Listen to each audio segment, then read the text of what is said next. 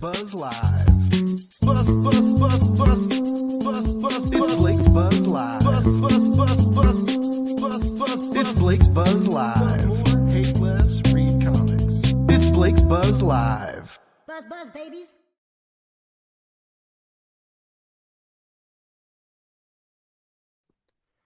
Buzz, babies, we're back. Two nights in a row.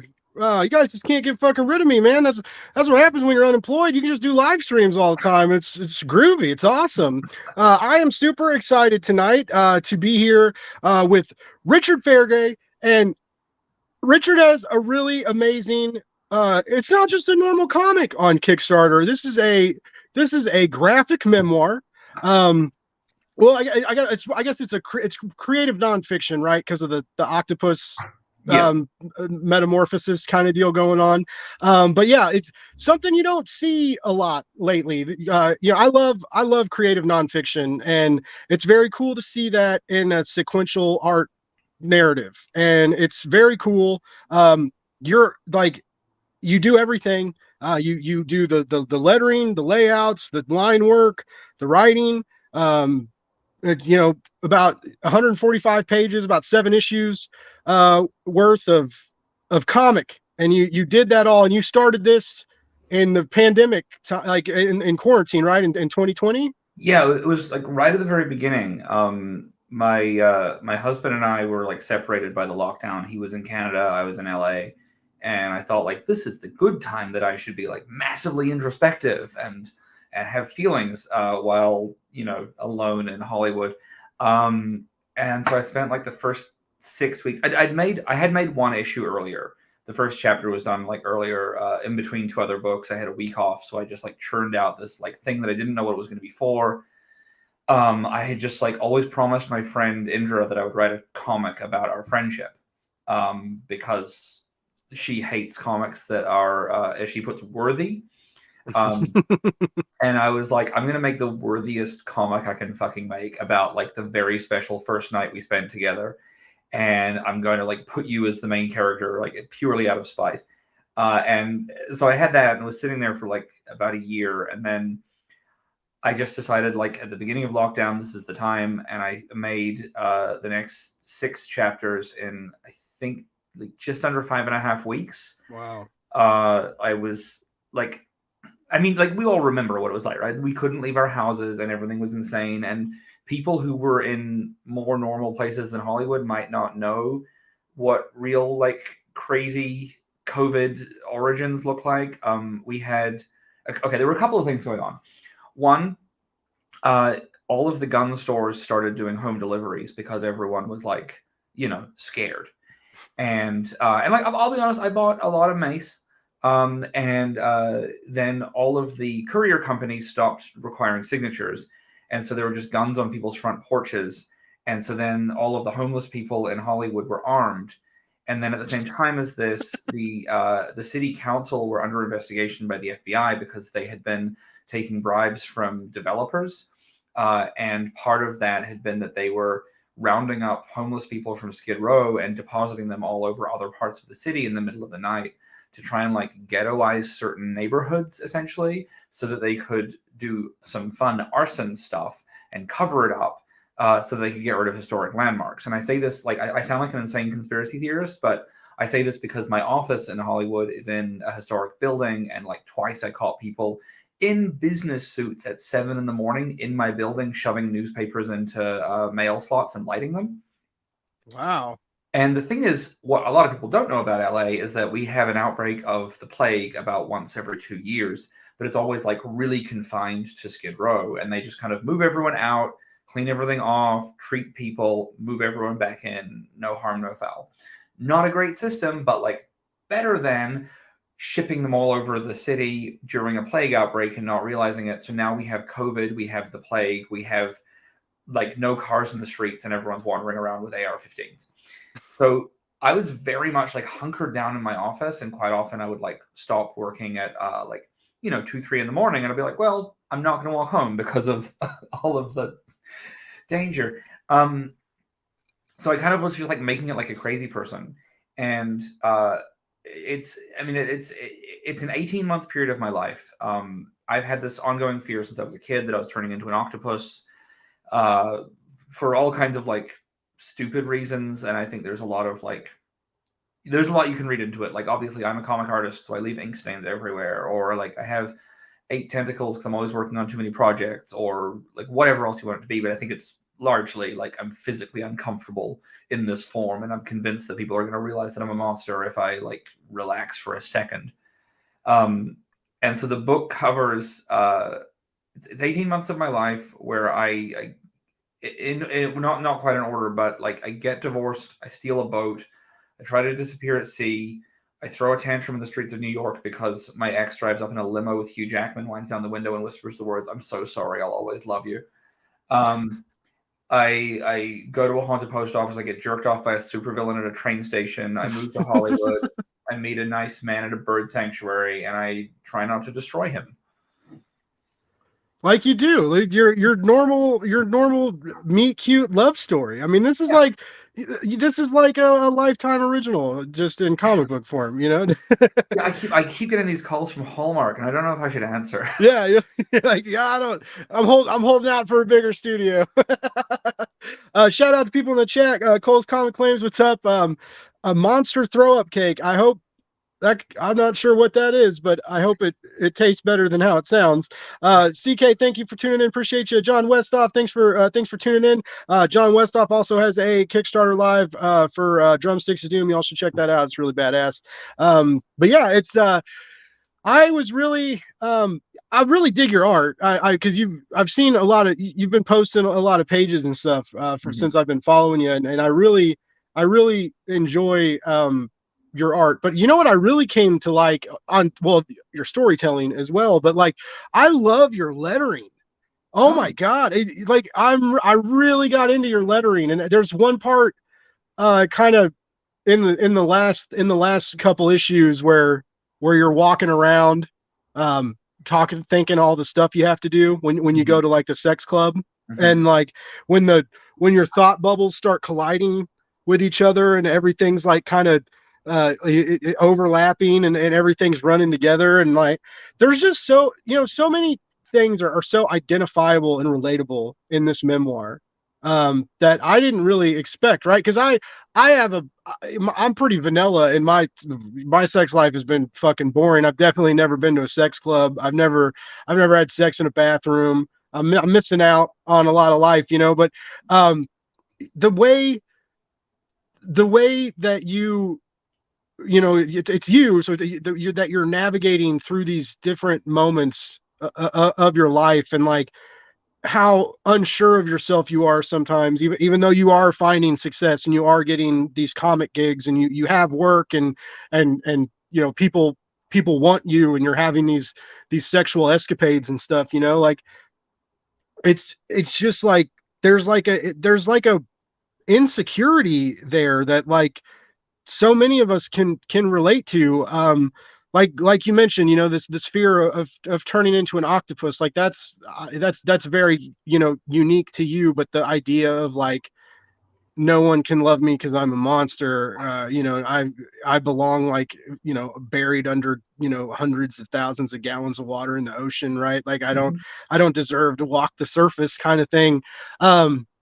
Like I found myself like really attached to the narrator and the story and the memoir because of that, and it was just like I said, man, every page was a joy, and it was all very humorous, like darkly so. I think we all need somebody who checks in on us to make sure we masturbate enough. Like that's just like little moments like that, and I'm so glad that you took the risk to do this, because and I'll let you tell more about this, but I mean, you were basically told like you're gonna fuck up your career because you do a lot of all ages and children's narratives and stuff, and you were told that like doing this would be catastrophic to your comic book career, and you took the risk and did it. And honestly, like if this doesn't propel you into new territories, I'm gonna be mad at the medium, because like the raw emotion, like the visceral, just how everything is just like like you might as well have inked this with ink made from your bone marrow, right? Like this Mhm. is so you, and it comes from like deep inside of you, and the vulnerability of just like putting it all out there. Like, dude, so many people don't have the fucking guts to do that. And I think it's so magical that you took that risk. And I guess I like what propelled you to do that with, with being told, what you were told. CK says he's excited for this too, and as he should be. But what made the risk and reward, balance in your mind teeter one way or the other? It was a whole lot of little things over the past few years. I I really, I don't like being told what to do. Like Mm, if I wanted to, you know, no one asked me to make comics. I chose to have this as my job, and mm-hmm, been I've been very lucky that I've never had to have another job. And I've worked 20 hours a day most days for the past decade and a half to make that feasible. But I was doing I was doing like a few different series for different publishers, and it would always be like the criticism would come through, and like my horror stuff would be people saying it's a little bit scary, and kids saying I want this to be scarier. And I would say, well, here's what I wanted to do, but here is why the editorial team got scared. Or if I was doing a kid story that wasn't horror, I would like have a complicated mystery, because I think that people write down to children all the time, and people assume that kids are idiots, mm-hmm, and people assume that kids can't process things. And I think that like when you're a kid, when you are learning how to read a story, you are learning to read every single detail and pick up on every single detail that's in there. And then as a result, you know every single part of it. Like if you ask a kid what happens in Adventures in Babysitting, they can tell you every single scene shot by shot in order of like one of the most complicated film narratives I've ever seen in my life. If you ask an adult what happens in Adventures in Babysitting, they'll give you broad strokes like, well, they have to go get her friend from the city and like hijinks ensue. They sing the blues at one point. And so people like forget that kids actually notice every detail. Adults, like I have pretty regularly had adults will read my children's books and not know the answer to the mystery. And an 8-year-old will read it and be like, oh no, I know the answer to the mystery because it was in that one panel on like page 12 or whatever. And I remembered that thing even though it wasn't highlighted. I'm like, yeah, because when you're writing for kids, you don't have to talk down to them. And my publishers kept asking me to talk down. And then they kept asking me to tone things down because they were terrified of like, what if Richard's too publicly gay? What if Richard's too much of a public dirtbag? And there are, a few key incidents with this that really stuck with me. The launch for one of my kids' series was held at a strip club called Plan B. And the publisher, the editor, the publisher said to me, he was annoyed at me because he was like, order whatever food you want. I was like, I'm definitely ordering salmon because I can't not eat salmon at a strip club. And I'm sitting there eating the salmon, and he's in a bad mood. And he said, why do you do that? I'm like, I'm just highlighting the thematic connections. And he said, why is it that gay people always have to like shove gay stuff down everyone else's throats? And I was like, hey, Ryan, we are at a fucking strip club for my book launch because you decided that was the appropriate place for a book for 8-year-olds to be launched wow. at. Like, there's literally like, there are like titties in my face as you're asking me this. And so, like, there were all these, like, it was just, these things all build up and eventually you kind of snap. And when I made this thing at the beginning of the pandemic, people said, don't release it. And I agreed. And I was still at this point, like under contract for, I think, 5 more books with another publisher. And then over the course of the last 3 years, that publisher has like fucked up on so many parts of those books. And like just little things like I will send in a synopsis for a script, a 2-page document, and they'll get back to me 9 months later to say, yeah, this is good. Wow. And then they say, can you have 192 pages drawn in a month? I'm like, no, I had those 9 months that like, no, I probably can't do that. And And then people, you know, if things were misprinted because the designer there did something wrong, the blame would fall on me because I was the one who wasn't in the office. And then there was the biggest tipping point with that was that it was made very clear to me by one of my publishers, and I'm not going to say which, but one of my publishers implied that like partners weren't being invited to this event. And I get there and I'm the only one who's there on my own. And all the other authors have their husbands and wives, what have you. And it wasn't because of the gay thing. It's because my husband is 40 years older than me, because like, you know, I had a crush on Master Splinter and Grandpa Munster, and it just kind of continued. All my earliest sex dreams were me blowing Grandpa Munster underneath his cape. And if I did a really good job, he would levitate.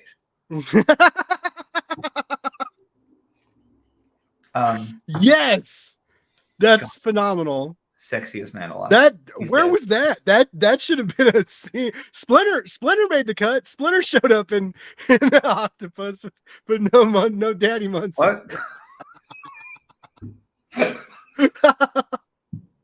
But this is what I love about you, man. And I've heard you talk with like Stokes and stuff in Spaces, and I love how just casual and open you are about things that so many people would never say, or be hesitant to say, or even in the memoir when you bring up your trauma from that childhood experience, right?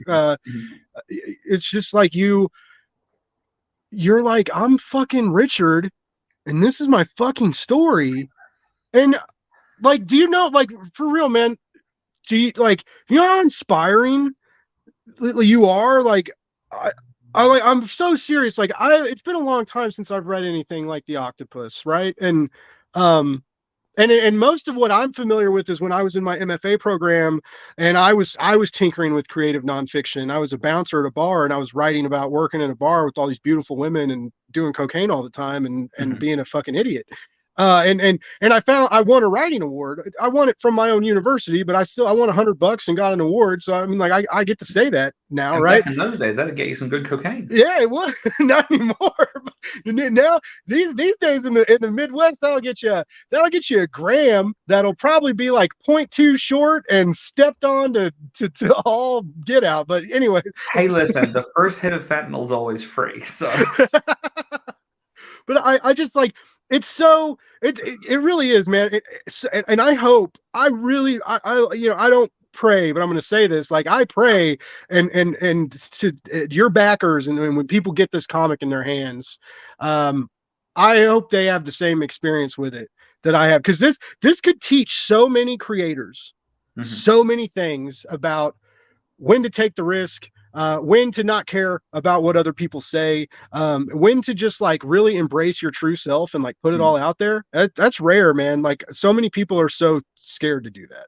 And the thing is, so like last year I released a thing online called Haunted Hill, which is like, it's a mature comic. It's about like this sloppy dirtbag of a woman who's moved back to Hollywood and is kind of problematizing her way through the world. And it was because I was just fed up with waiting around for my publishers. And I thought, fuck it, I'll do this. But I'll just do it online, and I'll kind of keep it quiet. But I'll do, I'll have kind of separate imprints for like the Richard Fairgray line is all my kid-friendly or family-friendly stuff. And then Richard Sucks is the line for like the stuff that is, a little more challenging. And I mean, putting my name in both of them probably doesn't separate it that much, but I figure like it'll be fine. And then I was doing all of these interviews for Haunted Hill, and I was doing all these interviews for this other shitty book that I did called Cardboardia. And I kept, like, every time I did an interview for Cardboardia or for Blastosaurus or for Black Sand Beach, I would come away from it feeling like, oh shit, did I fuck up? Did I say the wrong thing? Did I like imply something? Because, I'm a sloppy person. I overshare and I overtalk, and I never intend to like horrify anyone. But I don't have a great grasp on what other people are going to like be okay with hearing. I'm always surprised when someone's bothered. And then I do interviews for Haunted Hill, and I felt good afterwards because I didn't have to hide any of that. But I was always worried, you know. And then one day I was doing interviews for both books at the same time. And this, I'd always ask right before the interview started, I'd say, which book is this for? And I was doing this live stream, and right before it started, I was about to ask, and then the guy said, "Oh, by the way, I actually read Haunted Hill, and I fucking love it." And I was like, "Awesome! I don't need to ask." And he said, for his first question, he welcomed me, and then he said, "Okay, Richard. So a lot of the settings in your book are based on real places. Which one's your favorite?" And I said, well, definitely Slamtown. Eva works as the daytime janitor there, and it's based on my favorite sex club in LA, Slammer, which is sort of a prison-themed place. And it's got a lot of like sling rooms and a shipping container that's been turned into a maze. And it's kind of the grimiest of them. But the thing that its real claim to fame is that it has the longest succatorium in Southern California.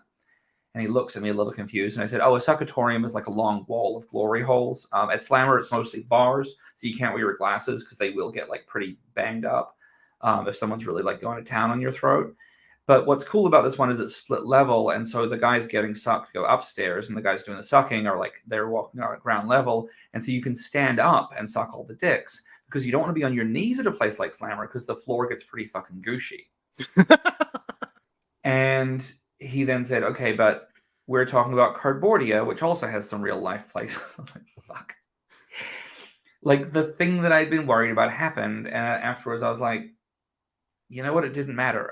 By the way, the saving grace is it was a live stream to librarians, not a live stream to children who were reading the book. But, you know, I just realized like I was hating all of it. And then my best friend was this wonderful, wonderful man named Jim, who's in Octopus pretty prominently. He's the guy who lives in the haunted post office. And he died last year. And he had been like this unapologetic dirtbag his whole life. And he was one of the kindest people I'd ever met, one of the smartest people I'd ever met. And we met on Silver Daddies on the Java chat when I was actually, funnily enough, I was meant to be at my some stories I'm not the hero of. I was meant to be at my wife's family birthday dinner. And I had a fight with my mother-in-law because she had compared gays to animals. So I wasn't going to that. So I stayed home and I was online, and I met Jim. And then, you know, after like several months of webcam sex, we became like really good friends. And, you know, this is a guy who, like, when his grandson moved to LA, and he said, "Oh, Richard, can you like hang out with my grandson? I think you guys would get along. He's interesting and funny, whatever." And I said, "Okay, are you sure? Because like I know a lot of stuff about you, like you know, the time I stayed at your place, and because your fucking phone is so loud because you're an old man, I had to hear you have phone sex with some French guy who was like jerking off on his wife's wedding dress for you. Like, I know a lot." He's like, "Oh, no, don't ever hide anything from him. I mean, you know, you don't have to go out of your way, but I'm not bothered." So the first time I meet Victor, I say to him, you know, I was like, "Oh yeah, your grandpa's warned me like that." He's like, "Oh yeah, no, I know what Papa's like. I remember one time at a family Christmas, he asked his ex-wife, my grandmother, to pass something, and she wouldn't. And everyone looked at her, and he said, 'Oh, she's just mad because I gave her herpes.'" And you know, but he was the most fascinating man I'd ever known. He had been like in the art scene with Warhol, and he'd known the Velvets, and he'd been the head of acquisitions for the Whitney Museum for a long time, and he'd traveled all over the world and had, you know, like just incredible stories. And we'd written some kids' books together, which probably don't sell that well anymore once these stories get out, but fine. And then when he died, I realized that like one of the last things he said to me was that he hadn't ever achieved the things he wanted to, and it's because he felt like he'd hidden too much of himself. And I was like, if he is hiding too much of himself, what the fuck am I doing? And so I just thought, fuck it. And then this weekend, in terms of like weird narrative synchronicity, I went to a comic convention, and I had like, was the first time I was going to be selling like my adult material alongside the kids stuff to see if it would be okay. And I had some arcs of Octopus there to show people, and I had the first issue of Haunted Hill, and I had actually ash cans of the first issue of Octopus. And I was very, very nervous about it. And then on the morning of the first day of the con, Jim's grandson calls me, and he's like, "Oh, you have to listen to this thing that I just heard, you'll find it really interesting. He sends me this interview with Iggy Pop. And I'm like, okay, weird, whatever. So I start listening to it, and it's Iggy Pop just talking about Jim. And, for Jim's voice, like for someone like Iggy Pop to be just talking about this weirdo old like professor and art enthusiast that he used to hang out with in the 70s, for like me to find that the day that I'm going to be showing the book to people for the first time, it just felt like, I mean, a little too perfect and annoyingly so, but also like just very reassuring. Wow, man, that's the story. The fucking stories you have. Like I thought I had some fun like bar stories and stuff, but this is phenomenal. We got some people in the chat. Ignacio, thanks for tuning in. Yeah, trigger warning tonight, everybody. We're having some drinks and we don't give a fuck, and we're being raw and real. And everybody's welcome here of all kinds, and we're not kink shaming. And so yeah, Ignacio, I hope we can keep you comfy enough to hang out, because I love you. Yeah, I feel like we were meant to meet too. This was we've talked online, Richard and I. We haven't got to like talk in front of people yet, but like one of the first things Richard said when we hopped into the green room was he was like, Blake, I'm so glad you quit your job, and I was like, yeah, me too. Like, even though I'm like kind of things are weird right now, but so I'm glad this happened too, yeah, I'm astounded by these things that I'm learning. Gary Proudly in the house, ladies and gentlemen. Another fantastic comic book creator. Thank you for tuning in. Glad to have you. Yeah, Wait, is that Australian Gary Proudly? Australian Gary Proudly, yes, sir. He likes me for some reason. He's actually he's not drawn in Octopus, but he is actually there for one of the scenes. The scene Which one? In chapter 6, the one like right before Tom Taylor and I go and do karaoke, and we're at the bar. Oh, Gary yeah, was actually there that night. That's crazy. Yeah.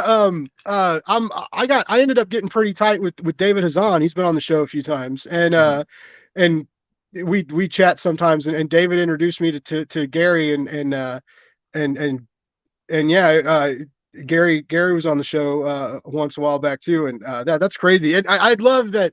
I was pretty sure, like I was like, is that supposed to be Tom Taylor? And then you guys bring up the Deep. That's his animated deal that they got picked up, and I was like, holy shit, that's Tom Taylor. Yeah, it's such a crazy career, and it's so interesting. Guillermo says Ignacio, sorry. Oh, fuck, I'm an asshole. Ignacio says he's surprised how quiet I am.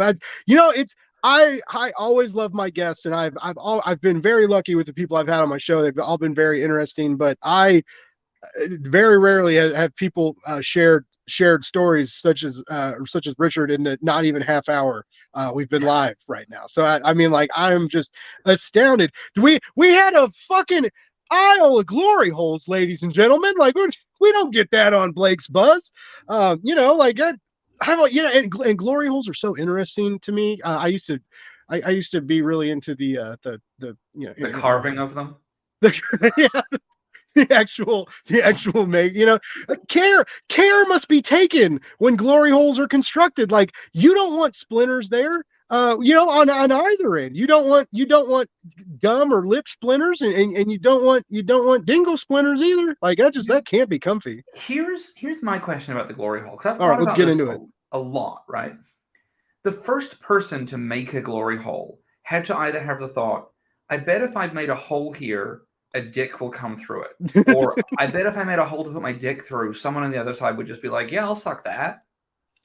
That's incredible. And then like the word had to spread of like, guys, there are these holes that dicks come through. Yeah, these random holes that you just got to take a risk. It's so rare to see one in the wild these days.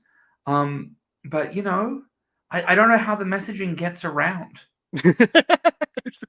There's on the dark web, there's like a glory hole messaging board of like all the hot spots. That's not the dark web, like it's squirt.org.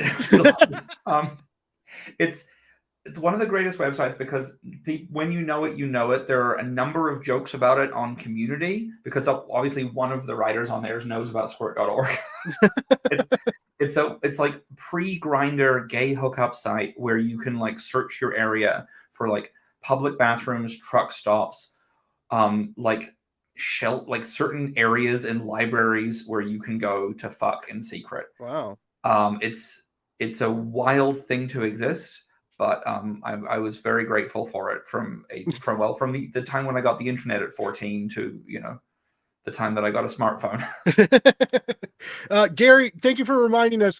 If you do like splinters anywhere on your body, again, no kink shaming tonight. Yes, you are more than welcome. But I do feel like a proper glory hole would be like sanded at least. Maybe some shellacking. I mean, and shellacking's kind of it's kind of the sound that's made too, but it's, like we smooth it out and get it ready, make it easy to clean, like it's also, people are always thinking about glory holes as being like just dick sized. I think an average glory hole is really much larger. Think of it like a full sheet of paper because, all you have to do is be able to put yourself up against it. Yeah. And you want to have a range of heights. People have dicks at different heights. It's it's not like a bidet. Have you ever used one of these fancy new bidets? No, I've almost bought one because Amazon randomly puts them on sale sometimes, and like all I've heard about is like, fucking a super squirter like right on your cornhole is like it changes the game. Now I've heard it's like akin to like when you got like the runs real bad or you're kind of sick and you get some baby wipes to kind of like do the soft wipe and like in the troubled times. Like I've heard it's akin to that. It's very like pleasant cleansing experience. But yeah, maybe one day. I'm just not. I don't know if I'm fancy enough for that, right? Like, am I a bidet guy? Could I be a bidet guy? Maybe. I don't know. Maybe I should. I think it's you're either born that way or you're not. But I think what confused me the first time I used one, I was at a hotel a few years ago, and there was one built in, and it had all the little fancy buttons for warming and different scents and what have you. And scents? They shoot scented water? Yeah, or they'll like do a little puff of scented air at you. Wow. I guess so you're like flavorful for whoever's down there. But I turned this thing on and it hit my butthole exactly. Like exactly, with precision. And I was like, I never really thought about it. I guess deep down I thought that buttholes were like fingerprints and everyone's was sort of like placement would be different. But I have apparently a perfectly average butthole placement. And that's now, does that make you sad or happy? Like, or do you are you wanting to be different? You're like, I thought I had a unique asshole. Well, I think part of it is that it made me feel a little less special, but it also added a level of confusion of like, I've been a power bottom since I was 12, and the amount of men who have really struggled to like find their way in there and get the right angle makes me think like, how the fuck are they doing it with everyone else?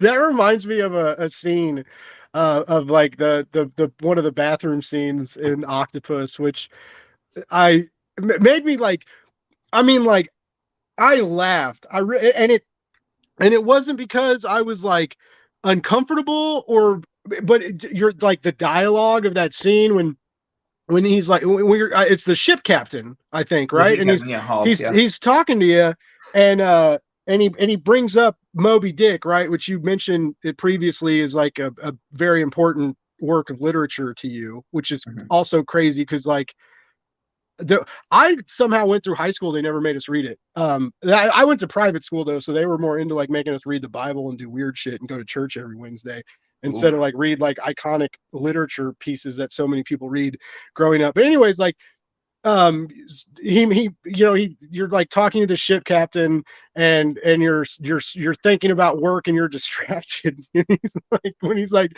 are you gonna think about, or like, if I put 3 fingers in your ass, are you still gonna be thinking about work? And I was just like, what I wished that I wish I could like talk to women like that, but also like, I don't know if they would be like, obviously like when you're in a sexual encounter with someone, you can like get away with saying different things than if you're just like, meeting up for drinks for a first time, right? There's a time and a place for stuff, right? You don't say like, "Hi, I'm Blake. Should we get an appetizer? And what if I stick 3 fingers up your ass later?" It's like you got to find the right moment for that. But it was the right moment, and in a weird way, it was kind of romantic. Was it 3? What? Was It was 3. No, I would have sworn it was 4. Maybe that was the next one. I mean, here's like, I have to ask you a very important question. Like, if I shoved 3 fingers up your ass right now, would you still be podcasting? I don't know. I don't know what would happen. I don't. I've only been one time. A lady asked me if I was into that, and I said I don't think so. And I've often thought back to that and been like, I probably should have just said yeah, just to see what it was about. Like I feel like I missed out on a crucial moment because that I was quite a bit younger, and since then, like I said, lately my sex life is boring because I quit e-dating because it was fucking with my self-esteem a few years ago. And then now, like I've been like working from home, and I'm a fucking hermit now. Basically, like this is my social life now. I have this like faux social life of talking with comic creators and other internet nerds, and I don't get out as much as I used to. Also, just because I spent 8 years in a bar, partying 5 nights a week, and I'm still enjoying the quiet. But yeah, I look back a lot, and I'm like, man, I probably should let that chick put a finger up my ass. I feel like I missed out on something.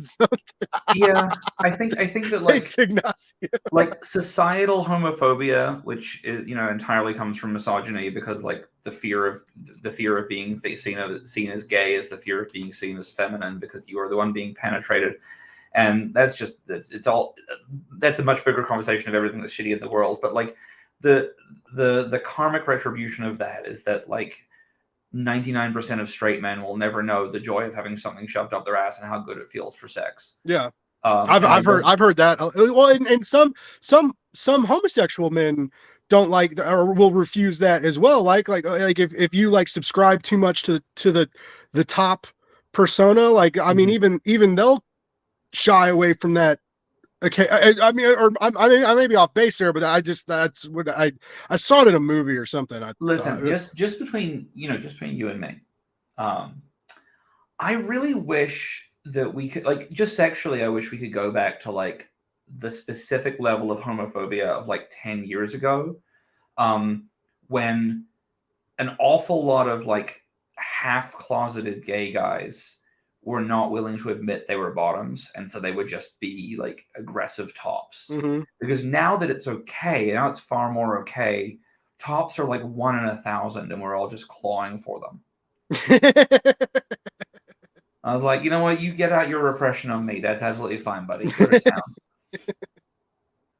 I remember I used to be when before. I mean, you can't. Craigslist doesn't do it anymore. They took off like the personal ads and stuff. But I used to love. I had an ex-girlfriend like I used to love reading the misconnections and the casual encounter section on Craigslist. Like I would get, it was enjoyable to me, but like looking back on it, there was also like thinking now, like it was interesting at one time. And I was like trying to write poetry. I used to write poetry all the time. And I was like trying to write like these Craigslist ad poems. And there were so many married men who were seeking these secret encounters. Right. And it was interesting to me then, but then like looking back on it later, it was really sad. And it's a huge bummer because like, I don't fucking care but I know a lot of people do. I know so many people care and they bring in religion, they bring in all this stuff, but like, love who you want to love, fuck who you want to fuck, as long as it's consensual. Like, who cares? And consensual and legal. But like it was kind of heartbreaking, like to think about that like these people were like so scared to be who they were. They built this fake relationship. Some even had children, right? And then like in dark corners in secret, like tried to find sexual fulfillment, and then on top of that have to deal with the guilt of like you're married and you know, even though like you're being true to yourself, you're cheating. And just that whole emotional chaos that like comes out of all that. But anyways, like I used to just, it was very interesting to me. And also just like the pictures that men would post, like, you know, like spreading their ass cheeks in front of a webcam and Mhm. posting that on a Craigslist ad, or like all the rampant, like, you know, dick pics and stuff. And like, and this girl I was seeing had my iPad one time, and she like opened up my iPad, and there was this fucking big old dick like in this, and she's like, Blake, and I was like, well, I was like, obviously we just fucked and we were both into it, but I was just like, and I showed her, like, she had no idea about this, right? And I was like, no, like, Chloe, read, like, let's go through. And she was flabbergasted, right? Mhm. She was a Jehovah's Witness. My first, like, she was beautiful. She was so, I mean, I know some people say there is no league, we're not playing baseball, but she was like, she was very, very beautiful. She was dating my buddy. My buddy didn't like her, but she was hot. And I had this new puppy, and she really liked my puppy. And I was a virgin at the time, right? And so my best friend John like passes her off to me, and he's like, Blake, I don't want to, because she was like talking to me and I felt uncomfortable. I was like, dude, like, you know, she's like, you know, we're on MSN Messenger back in the day, right? MSN Messenger, and I'm like, you know, we're talking a lot, and I was like, dude, like, I don't, like, you're my boy, and like, I don't. And he's like, no, like, he's like, Blake, I don't want to see her anymore. Like, also, you really need to get laid. And just like, he was like, just go for it. And she kept being like, you know, John's not talking to me as much. And then so we started talking, and then we hung out, and yeah, she took, I was 22. I lost my V card late. I was 22, and she was 18, and like, and it was like crazy. And she was so beautiful, but she was, like I said, she was a Jehovah's Witness. And so like she loved to fuck, but then she would like hate herself afterwards because she Mhm. wasn't supposed to fuck, right? And it was like, it was a really big struggle for her to like be with somebody and still like go to this church. And she actually like finally fessed up to the church, or actually her friend like narked her out. Her friend was like, she's having premarital sex, and they like excommunicated her. And she Jesus. had to like, she could like go to they called them meetings, right? They're the Mhm. meeting halls, or the kingdom halls, and they had these meetings is what they called their services. And so she could go, but she had to like sit in this timeout area with like all the other outcasts, like segregated away from the church community, like in shame. And so she, like I said, she loved sex, and she was very, very good at it. And so anyways, but yeah, she like, I showed her this, and you know, we were talking about it. And so like she was all like, you know, religious repressed, and couldn't believe like all this stuff was happening online. And yeah, man, it's a crazy, it's such a crazy world. And not even with sex, with really anything, you know, just some of our opinions, you know, like, some people are just scared to say what they want to say, or like, everybody else likes this guy, so I have to like him too, or people may think differently about me. Like, we get so, we repress our identities so easily, right? It happens naturally, and it's sad. It's sad how naturally it happens, Yeah. and it's very hard to escape that. And that's why Octopus really sang to me, because you know, you say this like people are going to condemn you, and it's going to hurt your career, it's going to do all these bad things, but like, after reading that narrative, man, like, all the good things that it can do for people too, to read this. I don't care what race you are, I don't care what gender you are, I don't care, you know, where you like to put your genitals. Like, when you read this, it reminds you to like, do what feels good, right? Mhm. Be you. Be the you that feels good. Like, really, really enjoy yourself. And I think also like don't be ashamed, like don't be afraid of fucking up. I think that's Yeah. such a big part of Yeah, it, you that's, know. yeah, and I mean, hey, like, that's why I stuck with my job for a long time, because I was scared to do anything differently till it almost came to like I was in a bad place, man. Like, I told my mom, I actually scared the shit out of my parents. I was like, you know, like, for the last couple months, like, sometimes I just want to die.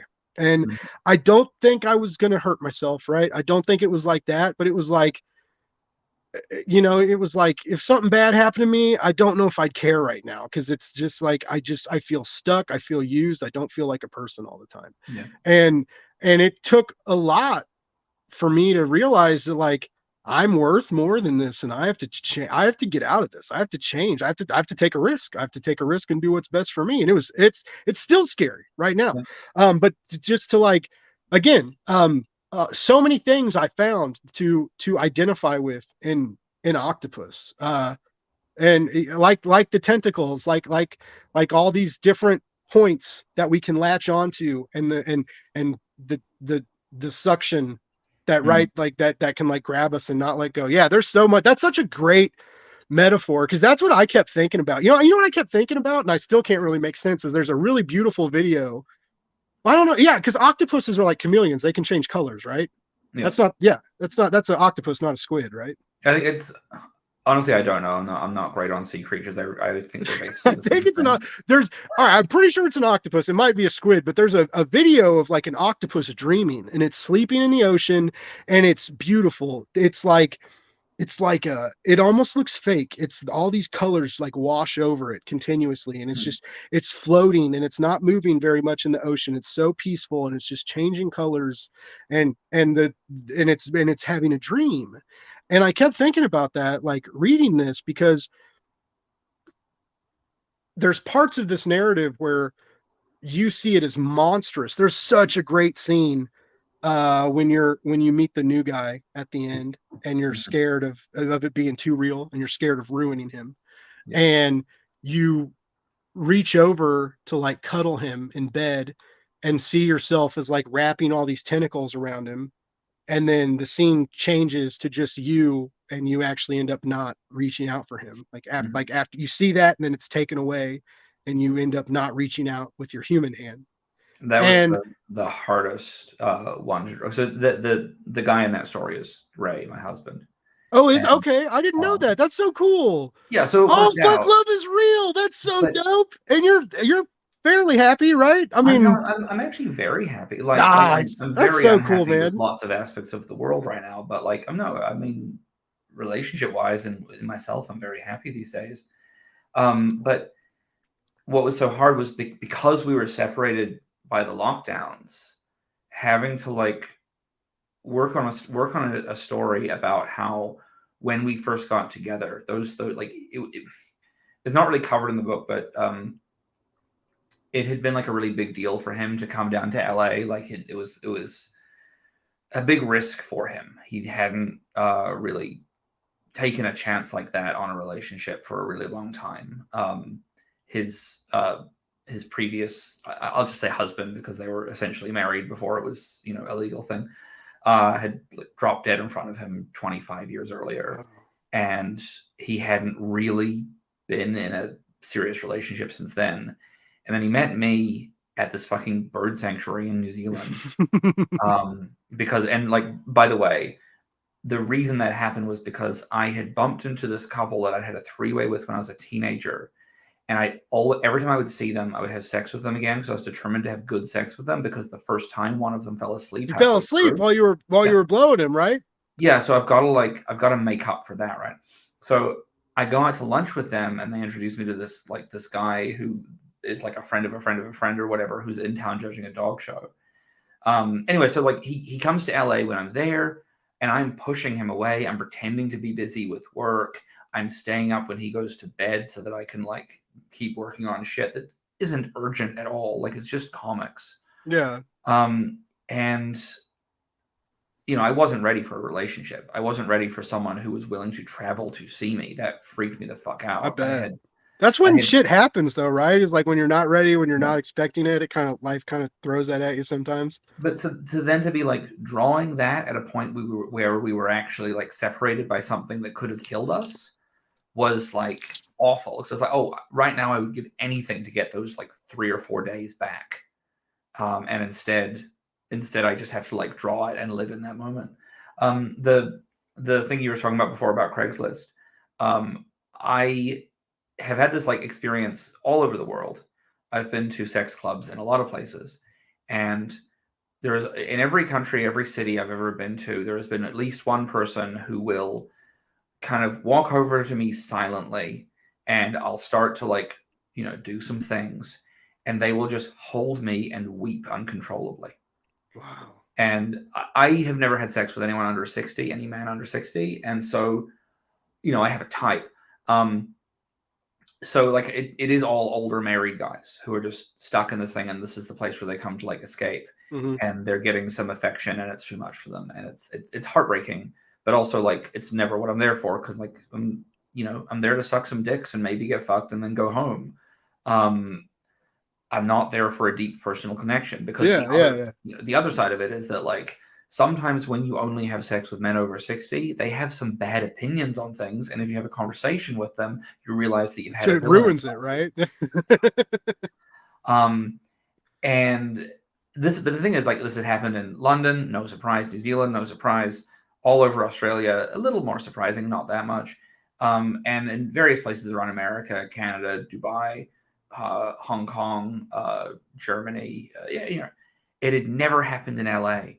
And then, with the state of the world right now, I feel like things are getting a lot more repressed again, and people are digging into their shame. But LA has always been this very progressive, liberally minded place. And then it happened to me in LA like a couple of months ago. A man held me and cried, and I was like, this is a sign of things being bad again. This is the sign of like, I can joke about I wish people were more homophobic so they'd talk, but like, it is a joke. I don't like that I'm seeing that in the world. Yeah. So do you live in LA now, right? No? I jump back and forth between LA and a city called Surrey, which is directly south of Vancouver, like right on the border. Okay, so you're still kind of bouncing back and forth. I was kind of wondering that, because it's my only complaint with Octopus is sometimes I don't know where we are. Yeah. But that I don't really think you need to either. I just there's a lot of geographical jumping around, and which is why when we initially set this interview up, I was like worried when I was like, hey, let's do 7:00, because I didn't know if you were overseas or if you were here, like, because like when I interview like David Hazan or when I interviewed Gary, like like he's or sometimes people have gotten up to at like 4 or 5 a.m. to be on my show, which is like it kind of makes me feel good, like it makes me feel special, but I feel a little bad sometimes too, right? But it's I didn't really know like where you were. I like, man, again, there's so many little elements about you, Richard, that really make you a great storyteller. And it's that, like, the way you handle shame, your own or other people's, and the way you handle fear, and the way you think about your reputation, about and your career and stuff, like we mentioned earlier, when you were like told not to write this and it made you want to write it more. I'm the same way. If someone tells me not to do something, which is weird, because when I quit my job, my mom was like, she was like, it'll be okay, it'll be okay, and in my mind I was like, no, people don't agree with me. Like, I was like, I need you to tell me not to quit my job so that I can quit my job. And so, but so, I mean, it's just like, a lot about this world, a lot about sexuality, a lot about people of like various shapes, sizes, ages.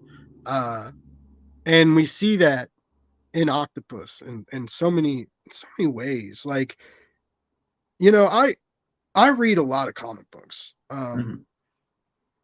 And like I said, like this reminds me of like, creative nonfiction, of like celebrated writers, right?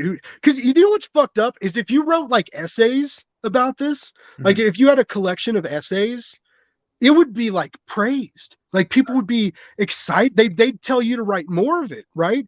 But for some reason, because there's this visual aspect involved, and like it for some reason, like it's, and I actually do think it will be praised eventually, because like I said, I don't see people reading this and and not coming away with a million great things to say.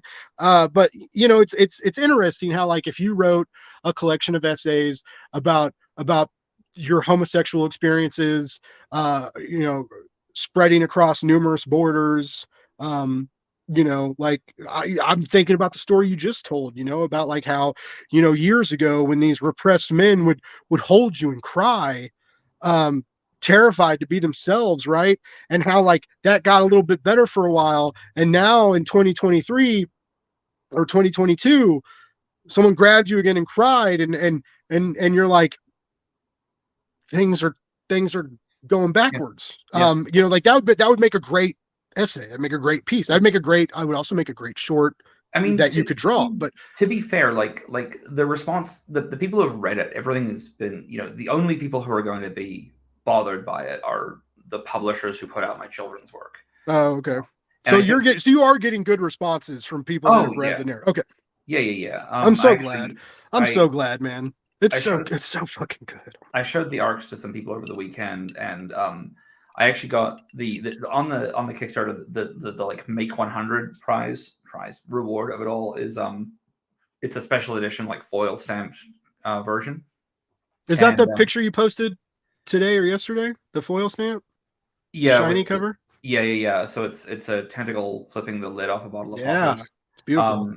And so I had 25 of those printed early just to make sure that to make sure it would look good, and two, because I'm going to New Zealand in a few weeks, and like with shipping the way it is, I knew that, because I lived there for 30 years, there's a lot of people down there who are going to want my stuff. So I was like, look, I'm going to have some of these books available. I can bring them down so you don't have to pay the shipping.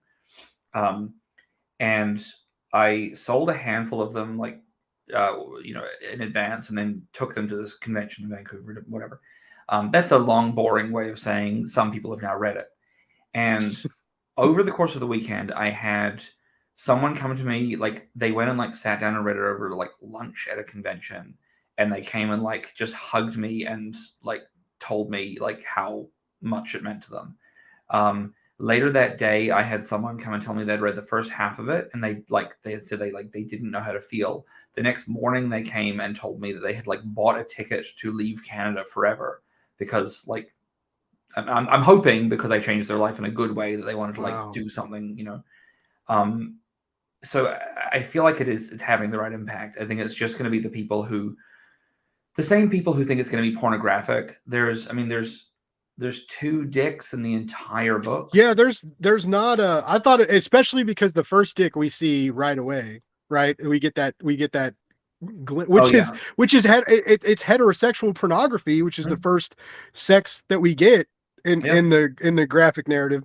But yeah, it did surprise me that like at the, like starting there, and there are scenes where we know what's going on, but you don't see it, right? Mm-hmm. And or you show just enough. You're very smart with how you like I said, with how you portray these scenes, and show us these encounters that you have. But yeah, and then there's the other scene where there's you see the hard on, and you're turning into an octopus again too, which you kind of miss the dick. Like it's kind of hard to see it because you're focused on all these tentacles going everywhere. Like you almost don't see the erection. But yeah, it's interesting that like of the two real pornographic scenes, one of them is heterosexual, and the other one is like is building on this octopus metaphor. It's literally me apologizing to this poor man for tentacles coming out when he tried to lift my shirt. It's interesting that like a lot of people have kind of asked me like why so many of the stories are about sex, and I think that there is sex in most of the stories. The first issue, I lie to the guy I'm living with, which is a complicated, weird thing, but I was living with a surfing philanthropist in a hotel for a while. I lie to him and pretend that I'm out with my friend, but I go to this sex club, and then I go on a grinder hookup in the second issue, and then the third issue, there's no sex. Fourth issue, there's the hand job at the train station, and there's a lot of discussion of sex. But there's not really like, it's not a lot of sex in it. I mean, there's, you know, I would struggle to say that the flashback to, or the moment where I tell someone about being sexually assaulted as a kid, I don't think that counts as a sex scene. Yeah. But you know, sex is an important part of it. But I've received some criticism in the past from people, other members of the LGBT plus community, who have said that that because I don't focus on the like pride flag waving nice parts of this life, that I am like potentially causing damage to the community, and I think that's absolute bullshit. Yeah, no, I don't agree with that at all. I think that, like, you know what, like, I've had a lot of really good sex in my life. I've had a lot of really regrettable sex in my life. My mother always told me that if you go home with someone and they think you want to fuck, it's rude not to. I love that so much, by the way. Like, so you know, I've done a lot there, but I think that when as a gay man, and I say as a gay man, as a person who's too lazy to be bisexual, there is the thing that gay men specifically, and lesbians to a lesser extent, I don't want to make a declarative statement on that. It's not anything I have any expertise in, but in my lifetime, lesbian sex has been highlighted as being like, oh my god, how sexy, two ladies. And gay sex has always been like, that's gross or it's very funny. Yeah. And like, to be fair, dicks and butts are the two funniest things in the world. So the combination of them, like, it is a perfect fucking Venn diagram, and that's that hole in the middle where it goes. But you know, like, it has always been like villainized, like sex. It's being gay. It's the sex that is villainized. So I think that when people talk about waving a fucking pride flag, it has to be about protest, and that protest has to be about saying, no, this sex is also here and valid and not a joke, or not, at least not a punchline, or not a thing to demonize. Again, I'm very, very sorry to all of the straight people who have never done butt stuff because they think it's gay, because they're missing out. No, I'm going to think about that chance I had even more now. You know, like it, like, it also wasn't a fear of being gay. It was a fear of like, I'm a big dude and I bathe, right? Like I've always been, when I was a kid, I've always been scared of like being like the fat, smelly guy, right? So like I always wore cologne. I always had like good soap. Like I always made sure like I always smell good. Like all of my partners have always been like, they love the way I smell. I wear polo blue. Like I used to smoke cigarettes, and like I've had a couple exes that like hated that I smoked cigarettes, but like they told me later, like the smell of smoke and polo blue, like when they like triggered this like carnal thing in their mind, that, and you know, and so like part of the butt stuff fear with me is just that like I'm like fat and I'm sweaty and I'm scared of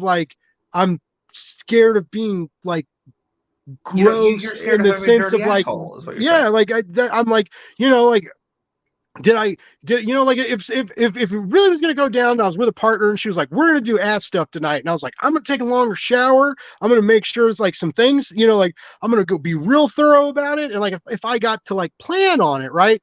But to just like take a regular shower and you're doing this, you're hooking up with this 19-year-old who DM'd you on Twitter, because that's the story, by the way. She DM'd me on Twitter. I was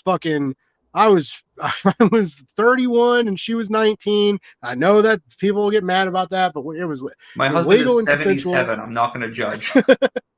But she like that was the only time like someone like went into my DM. Like you hear those stories like, oh, they were in my DMs, and like this woman like DM'd me and was like, oh my god, you're so funny, and then we kind of started talking, and then we hung out, and she came over and we bought pizza and watched South Park, and it was the first time I ate ass, you know. I was a little hesitant there too, but you know, I was like, hey, let's live a little. And then, but yeah, then when she was like returning the favor, she was like, you want me to? And I was like, I don't know. Like, it wasn't about, it wasn't about like my masculinity was in check. It was like, what if something gross happens? Sure, but that was my fear. Like I when all think that that this happened. is like I don't throw the word hero around too readily here, Blake, but I think you might be a hero because like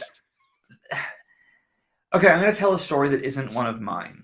All right, A let's do it. a former friend who turned out to be like a fucking monster of a person was pre-transition working as a sex worker. So at that point, like presenting a female. And during like one of the laws in New Zealand where sex work is legal is that the client has to shower first Oh before wow. anything happens. And it's like it's a pretty good thing, but like Yeah, I feel like that's. yeah. You mentioned that. Well, no, that's just the sauna in octopuses. And I was like, this sounds familiar, but that was just to go into the sauna. You have to shower first at Oh yeah, the there's place you're at. a sign of that. I tried to when I was drawing the various sex clubs that I go to, I do try and get them like very accurate to the architecture of them because I like the idea that you know in the same way that putting a bottle of poppers on the cover is kind of a shibboleth for gays. If people look at it and they go, oh, hey, maybe I do know Richard. Maybe I did see him at Centurion or Slammer or North Hollywood Spa. Or the answer is yeah, you probably fucking did. But anyway, my former friend said that like consistently men would shower and not wash their butts. And when my friend would ask them to do it, they would get like aggressive, essentially being like, no, I'm not fucking gay. I'm not washing my butt crack. Because like even putting soap on their ass was apparently What the just fuck? It by and large, itches if you don't wash it. You gotta just wash it. maybe that stops after a few weeks. I mean, Oh, like straight men have dirty butts. And the thing is, as someone who has sex with a lot of older men, I know that there are an awful lot of men out there who are in like straight relationships or who are having sex with a man for the first time after their wife has passed on or whatever. mm-hmm. And they have the dirtiest fucking butts. So the mere fact that you even try is heroic. The other thing I will say is that if you are adult enough to be putting your fingers in someone else's butthole or, you know, fingers or whatever else, you have to be adult enough to know that that's where shit comes from. Yes. Yeah. And that if you deal with some, you just have to respond to it in a mature way. Yeah. Yeah. Oh, I mean, it's the same way with you know, when people talk about like, you know, squirting and everybody's like, you know, squirting's pee. And I don't know, man. I guess science like proved it, but like it doesn't. I always I never Oh, thought I would. what?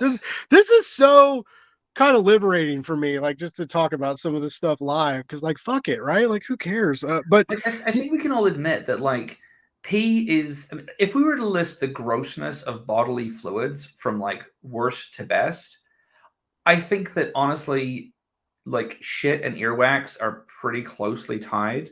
oh, earwax is the worst. Earwax is fucking disgusting. And again, like we were talking about, the difference there is volume. You're never going to get as much earwax. Yeah. So it sort of it gets knocked down to number two. But like honestly, I think after that, saliva is the worst one. Yeah, which is Like, funny because like spit in my mouth all day. Like, oh my God, I don't know why that's like, I'm so weird.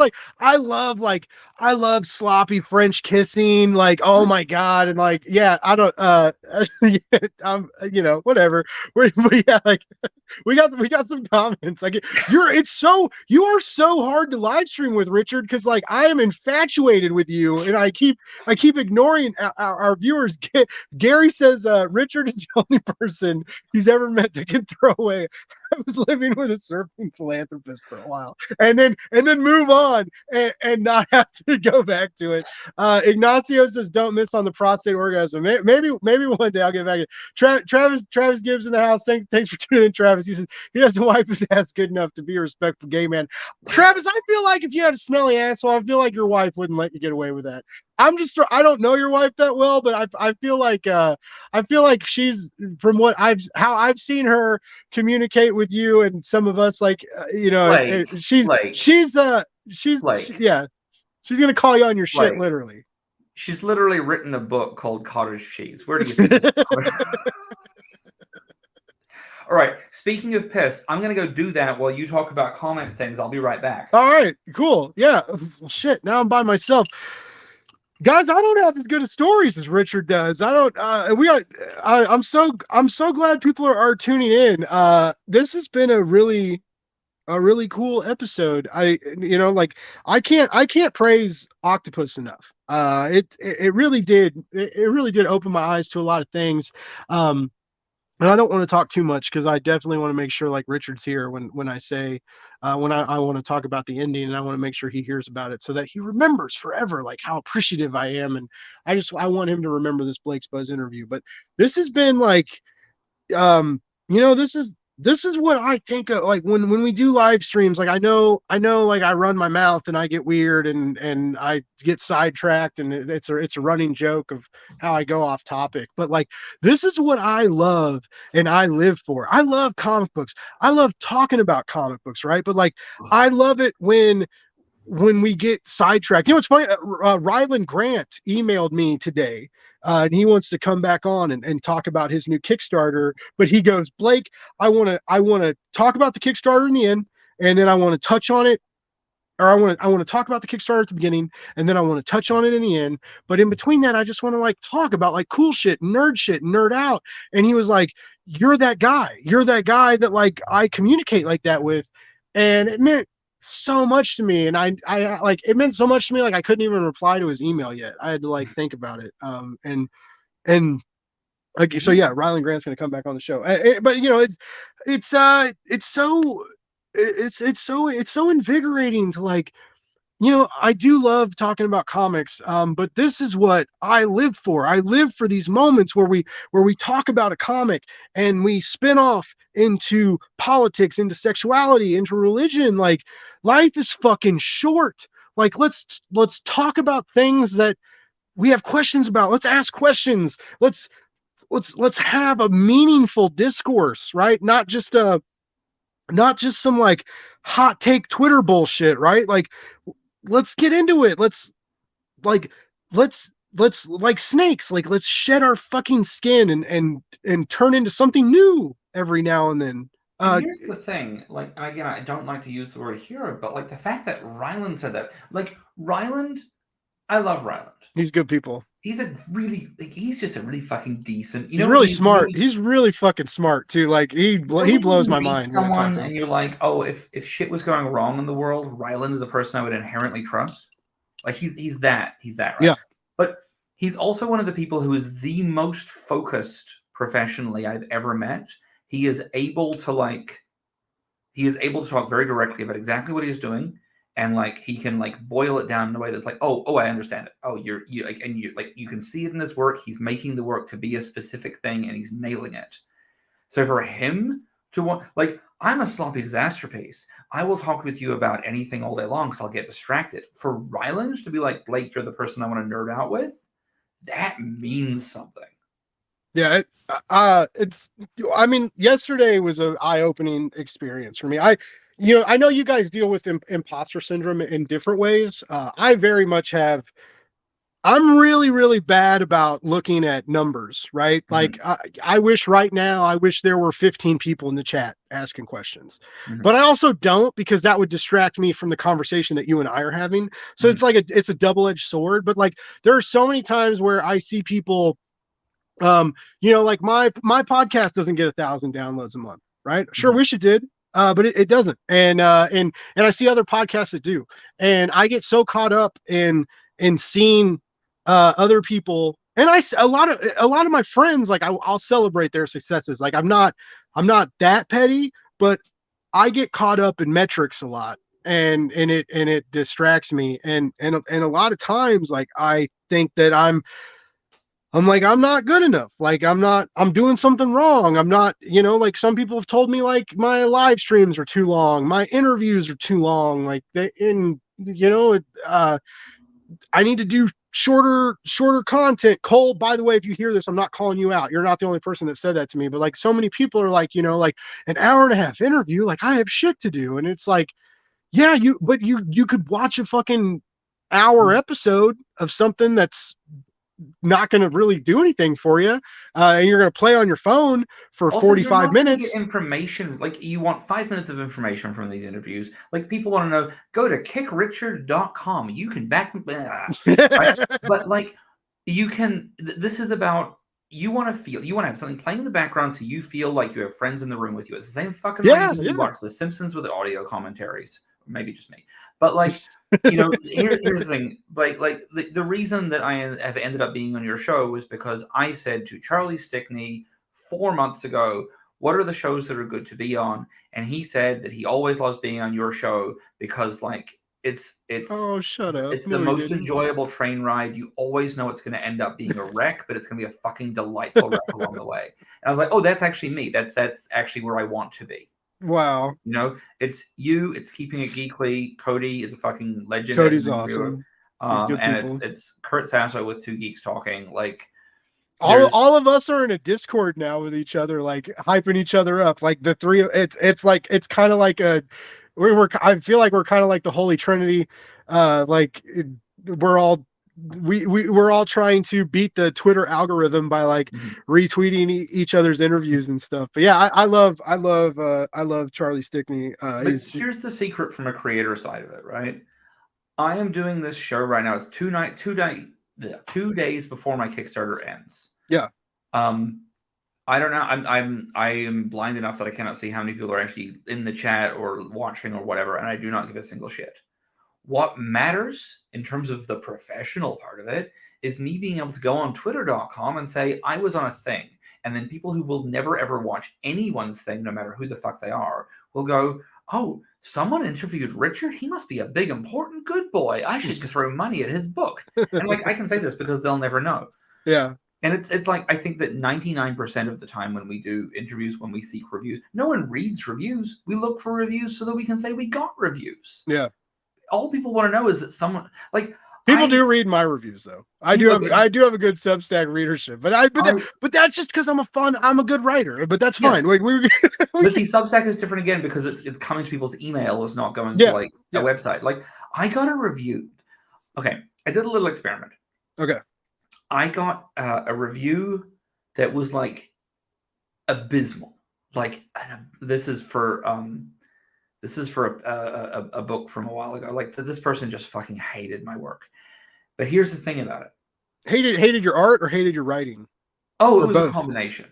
But here's the thing about this person's review. It was of a picture book, and the review was done in MS Paint. Okay. Written over an image of the cover of the book. Ooh. In fluorescent green and red. And it said like bad idea, done better elsewhere. That was kind of all it said. Wow. And I just posted a link to it on Facebook.com, Twitter.com, etc. And I said, oh my God, check out this amazing review for Gorillas in Our Midst. If you're not getting this book, then you're not listening to this person. And I got like so many likes. I got comments. Oh, I bet. Yeah, I bet people rallied to you. But no one clicked it. No one clicks the link. This is the thing. They all are just like, oh, Richard, you got a good review. What a clever boy you are. Here's a pat on the head and we'll buy your book. Wow. It doesn't make a fucking difference. And, there's all these great examples. I'm going to try that. I'm going to try that later. I'm going to write a review and just write like watermelon over again. Like do like paragraph breaks, but just like watermelon. See if people actually read it. There was a I can't remember what film it was, but like the way the poster for the film was laid out was like two guys standing there. And all of the 5-star reviews were done around it, and then like that they were covering parts of the background, so they're covering some of the stars. And literally, they got a 1-star. They got a whole lot of 1-star reviews, and they put them down in between the two of them. So it just looked like they were overlapping. Oh, yeah. That's genius. And it no one's going to read 90 some people will read reviews, but most people won't. Most people will never read an interview with me or watch. Like this, I'm going to assume we're going to go for 6 to 8 hours here. And it'll be absolutely, I've got a whole bottle of vodka. Like, come on. I will spoil it. I do have to get up early in the morning, but I'm not I don't mean that to like rush this. I'm talking to Andy Diggle tomorrow about Oh, his nice. about his fucking $1 million boom Kickstarter. But I do have this makers, and I've got where are we at? We're in a good place in it. We're into it. Yeah. We're getting into it.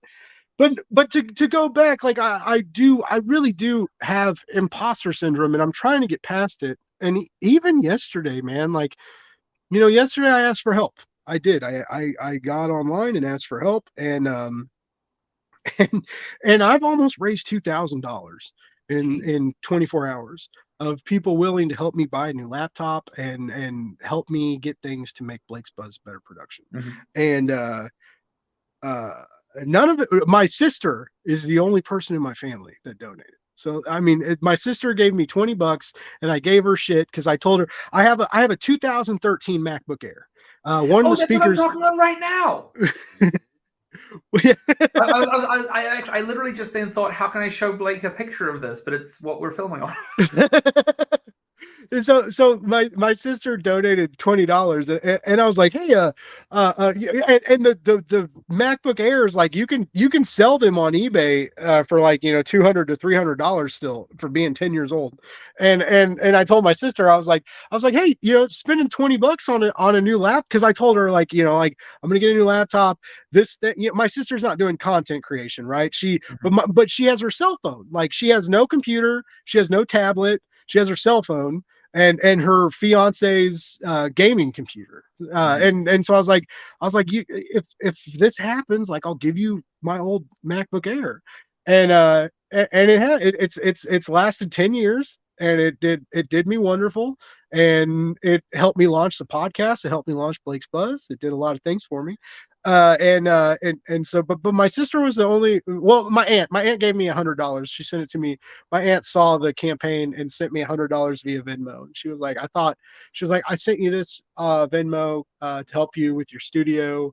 Thought you might need the money sooner, and that made me feel really good. And So here's the advice that I wish I'd been given before I bought my new laptop. Okay, Buy a Mac Mini, yeah, much cheaper, much better, and then yeah. just buy a monitor. Well, now they're the new ones. That new M2 chip is supposedly really great, but right now, what I'm hoping, I'm waiting for, like, GoFundMe to, like, clear my bank account, even though it Get the previously M1 cleared chip. it. The M2 doesn't make a single bit of difference. Really? Yeah, M1 is just fucking phenomenally good. So they're both great. Okay. They're both great, but like, it's the jump from M1 to M2 is It's not in my okay. It's not experience, substantial. Okay. yeah. Get the M1, get the Mac Mini, and buy a monitor. It's cheaper, and you can, like, take it with you anywhere as well, and everywhere. Yeah, because it's everywhere you go, just a little cube. Yeah. And the other part of it is, did I talk to you online about this, about the Dropbox problem? Yeah, because when you were like, Blake, how do I use Dropbox on an old computer? And I was like, I don't know, man. I don't use Dropbox. Yeah. The only time I use Dropbox is when you people fucking send me review copies, and not like you people, just any people send me review copies. Well, see, this is why I set my one up as a web page with a password. Or maybe I sent you the PDF as well. I can't remember. Anyway. No, I don't know what happened with yours. When I started reading Octopus, it wouldn't let me download it, and it was really aggravating. And so I was like having to read it, and then I would have to remember where I left off. And this was only initially, because when I actually, like, really just reread it again, which was today, I'm not gonna lie, like, I started reading Octopus again this morning, and in a couple hours just, like, crushed it, because it was just so good. But yeah, what I had to end up doing was, like, I copy and pasted the Dropbox, because I'm using a tablet. Right now we are on a Galaxy Tablet 8 Plus. Is what we're on right now. It's the newest Samsung tablet, but and it's great, but it's limited, and it does not. I can't find a good app to, like, edit audio, and editing video is really clunky. And I use Canva.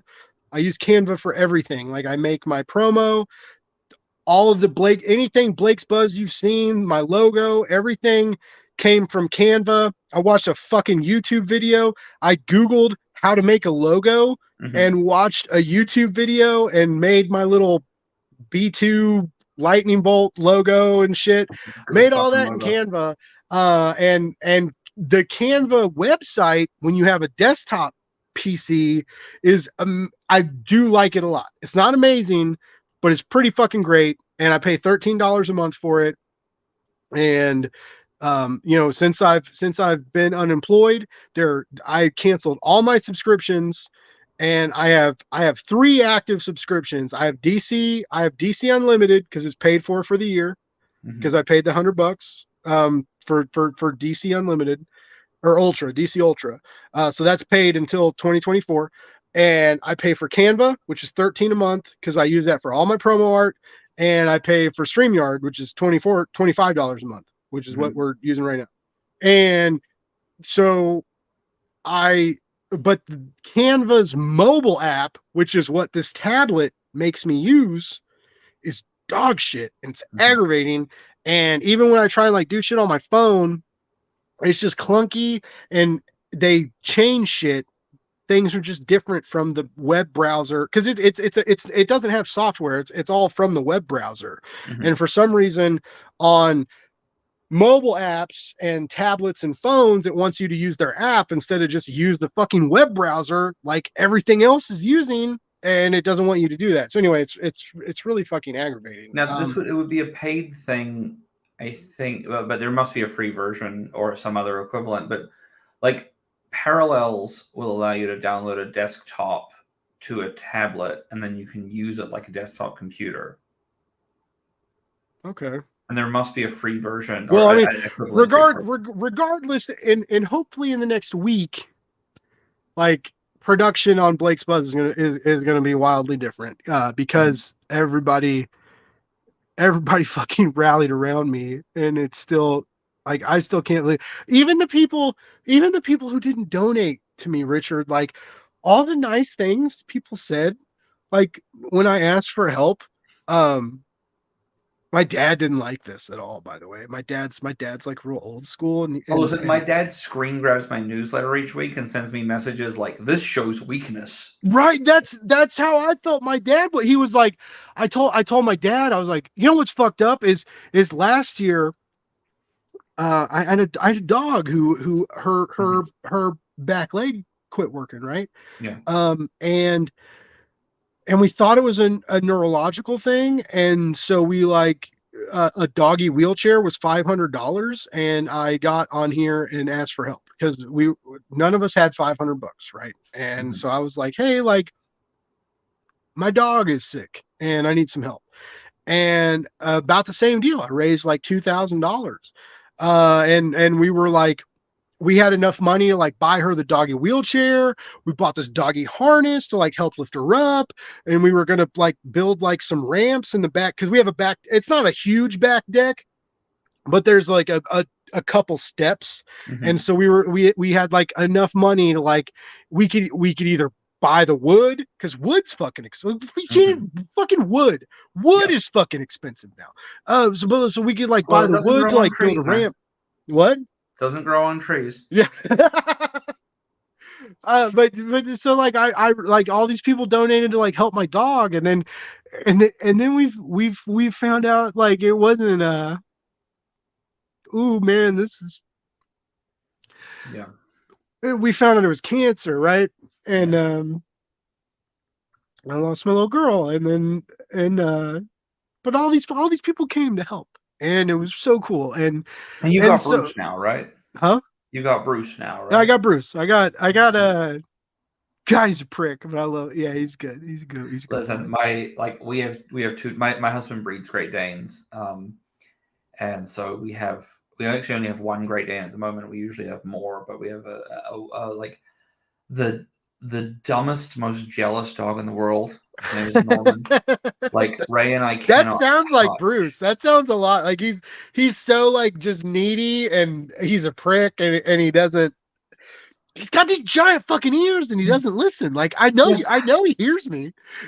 we have Norman, and then we have I have a Chihuahua.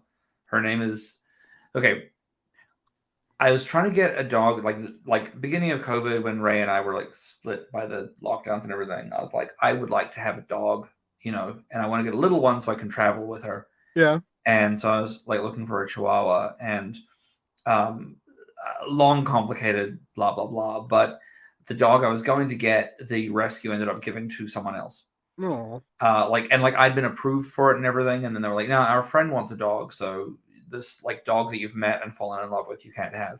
And then I got a call being like, "Look, if you can be in Pacific Palisades tonight at midnight, you can have your first pick of the dogs that are coming in." It's like, that sounds weird enough. I'll go.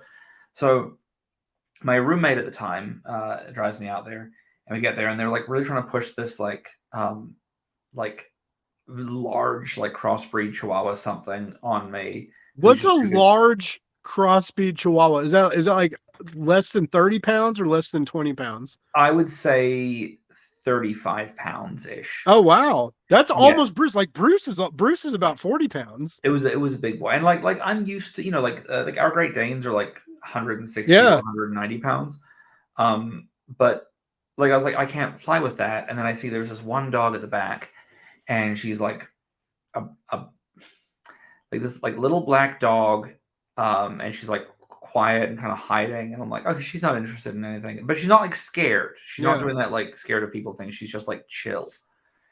So I go over, and she comes up to me, and she's like licking my hand, and I'm like, I think I want this one. And they're like, oh, well, we think we have a home for her. I'm like, yeah, but you said I had first choice, and I want this one. And I choose her. And then they say to me, oh, so they've been like health checked and everything, but you should know that all the dogs we have here that were thrown from a moving car in Tijuana this morning. What the fuck? It's like since then there were 9 dogs. There were 9 dogs in the box that was thrown out of a car, and 5 of them survived, and they've been spayed and neutered and what have you, and then brought across the border.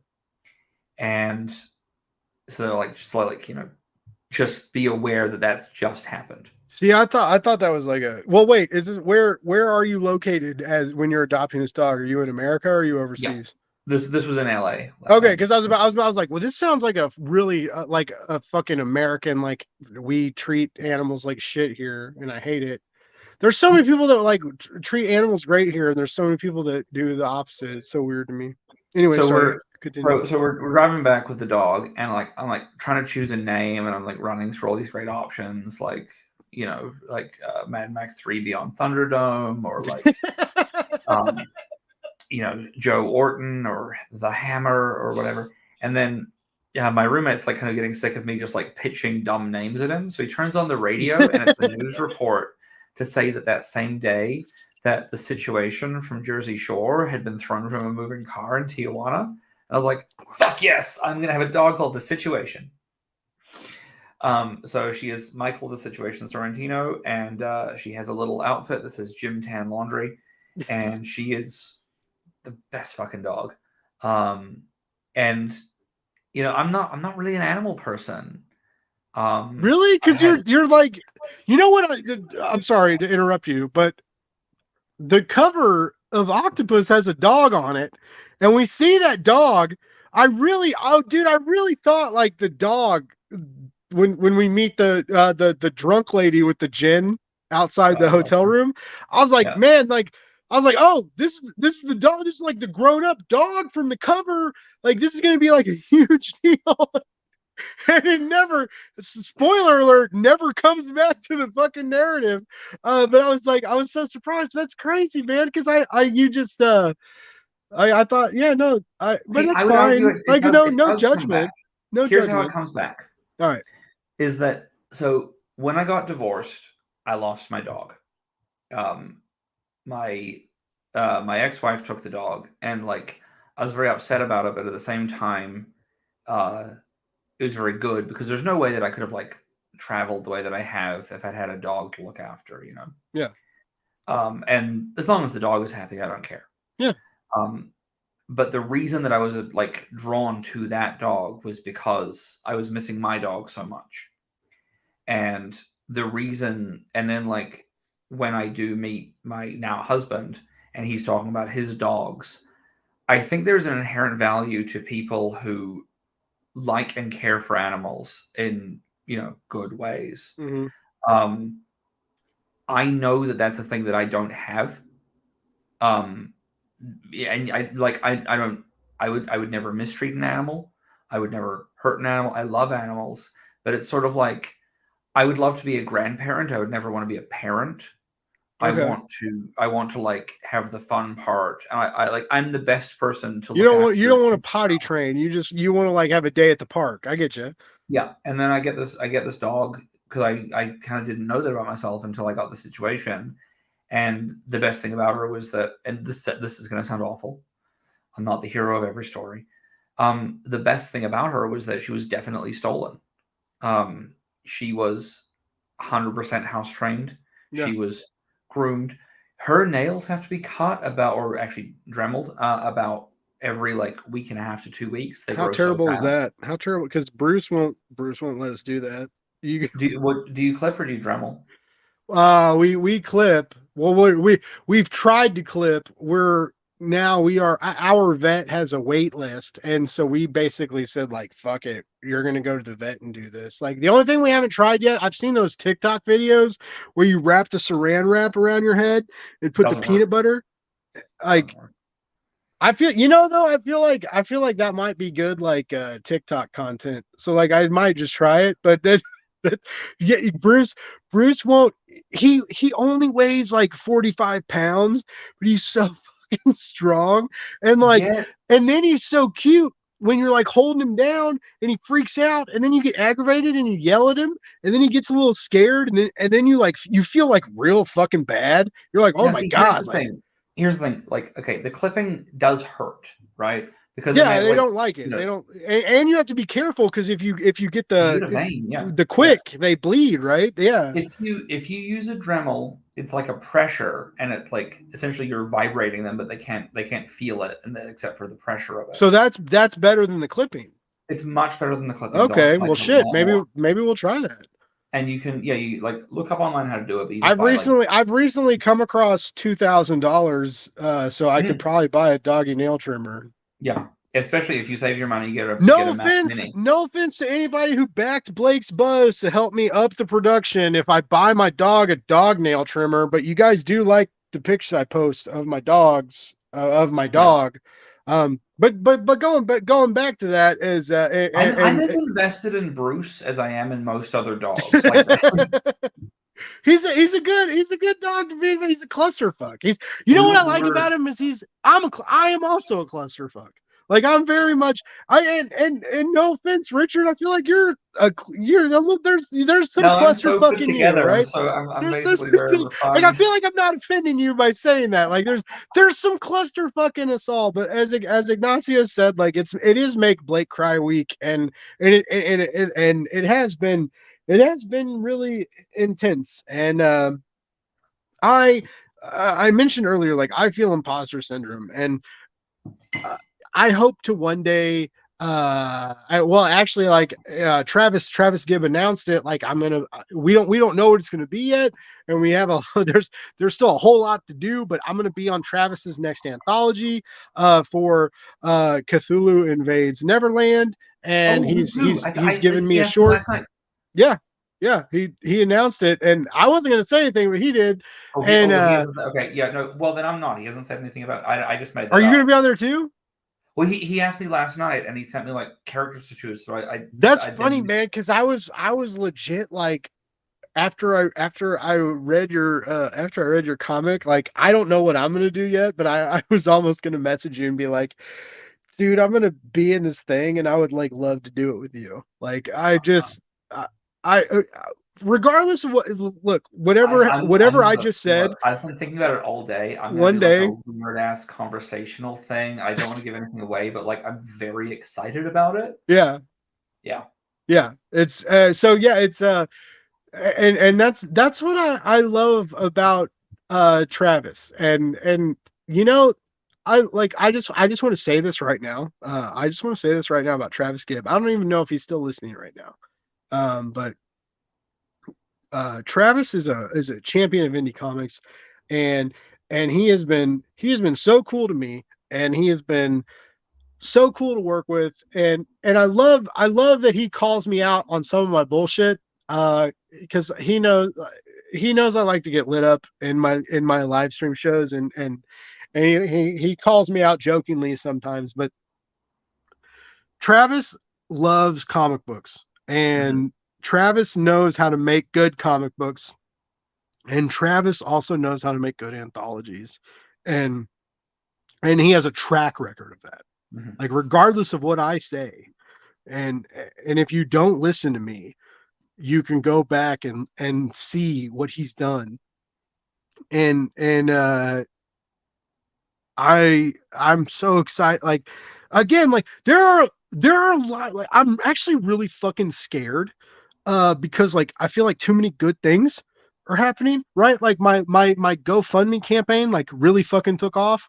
I actually thought it was a mistake to do that when I was like talking to my family and a couple friends, and one of my buddies, Brody, who I love, like, and we talk all the time, and he was like, dude, don't go online and ask for money, people hate that.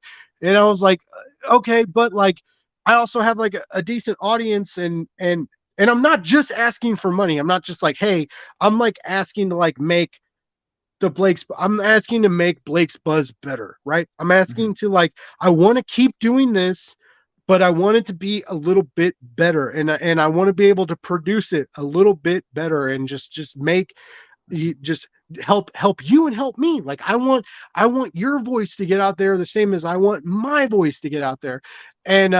And it fucking blew up. I asked for $800, and we're at like we're at just shy, and it may, I haven't looked at it lately, but we're at just shy of 2K.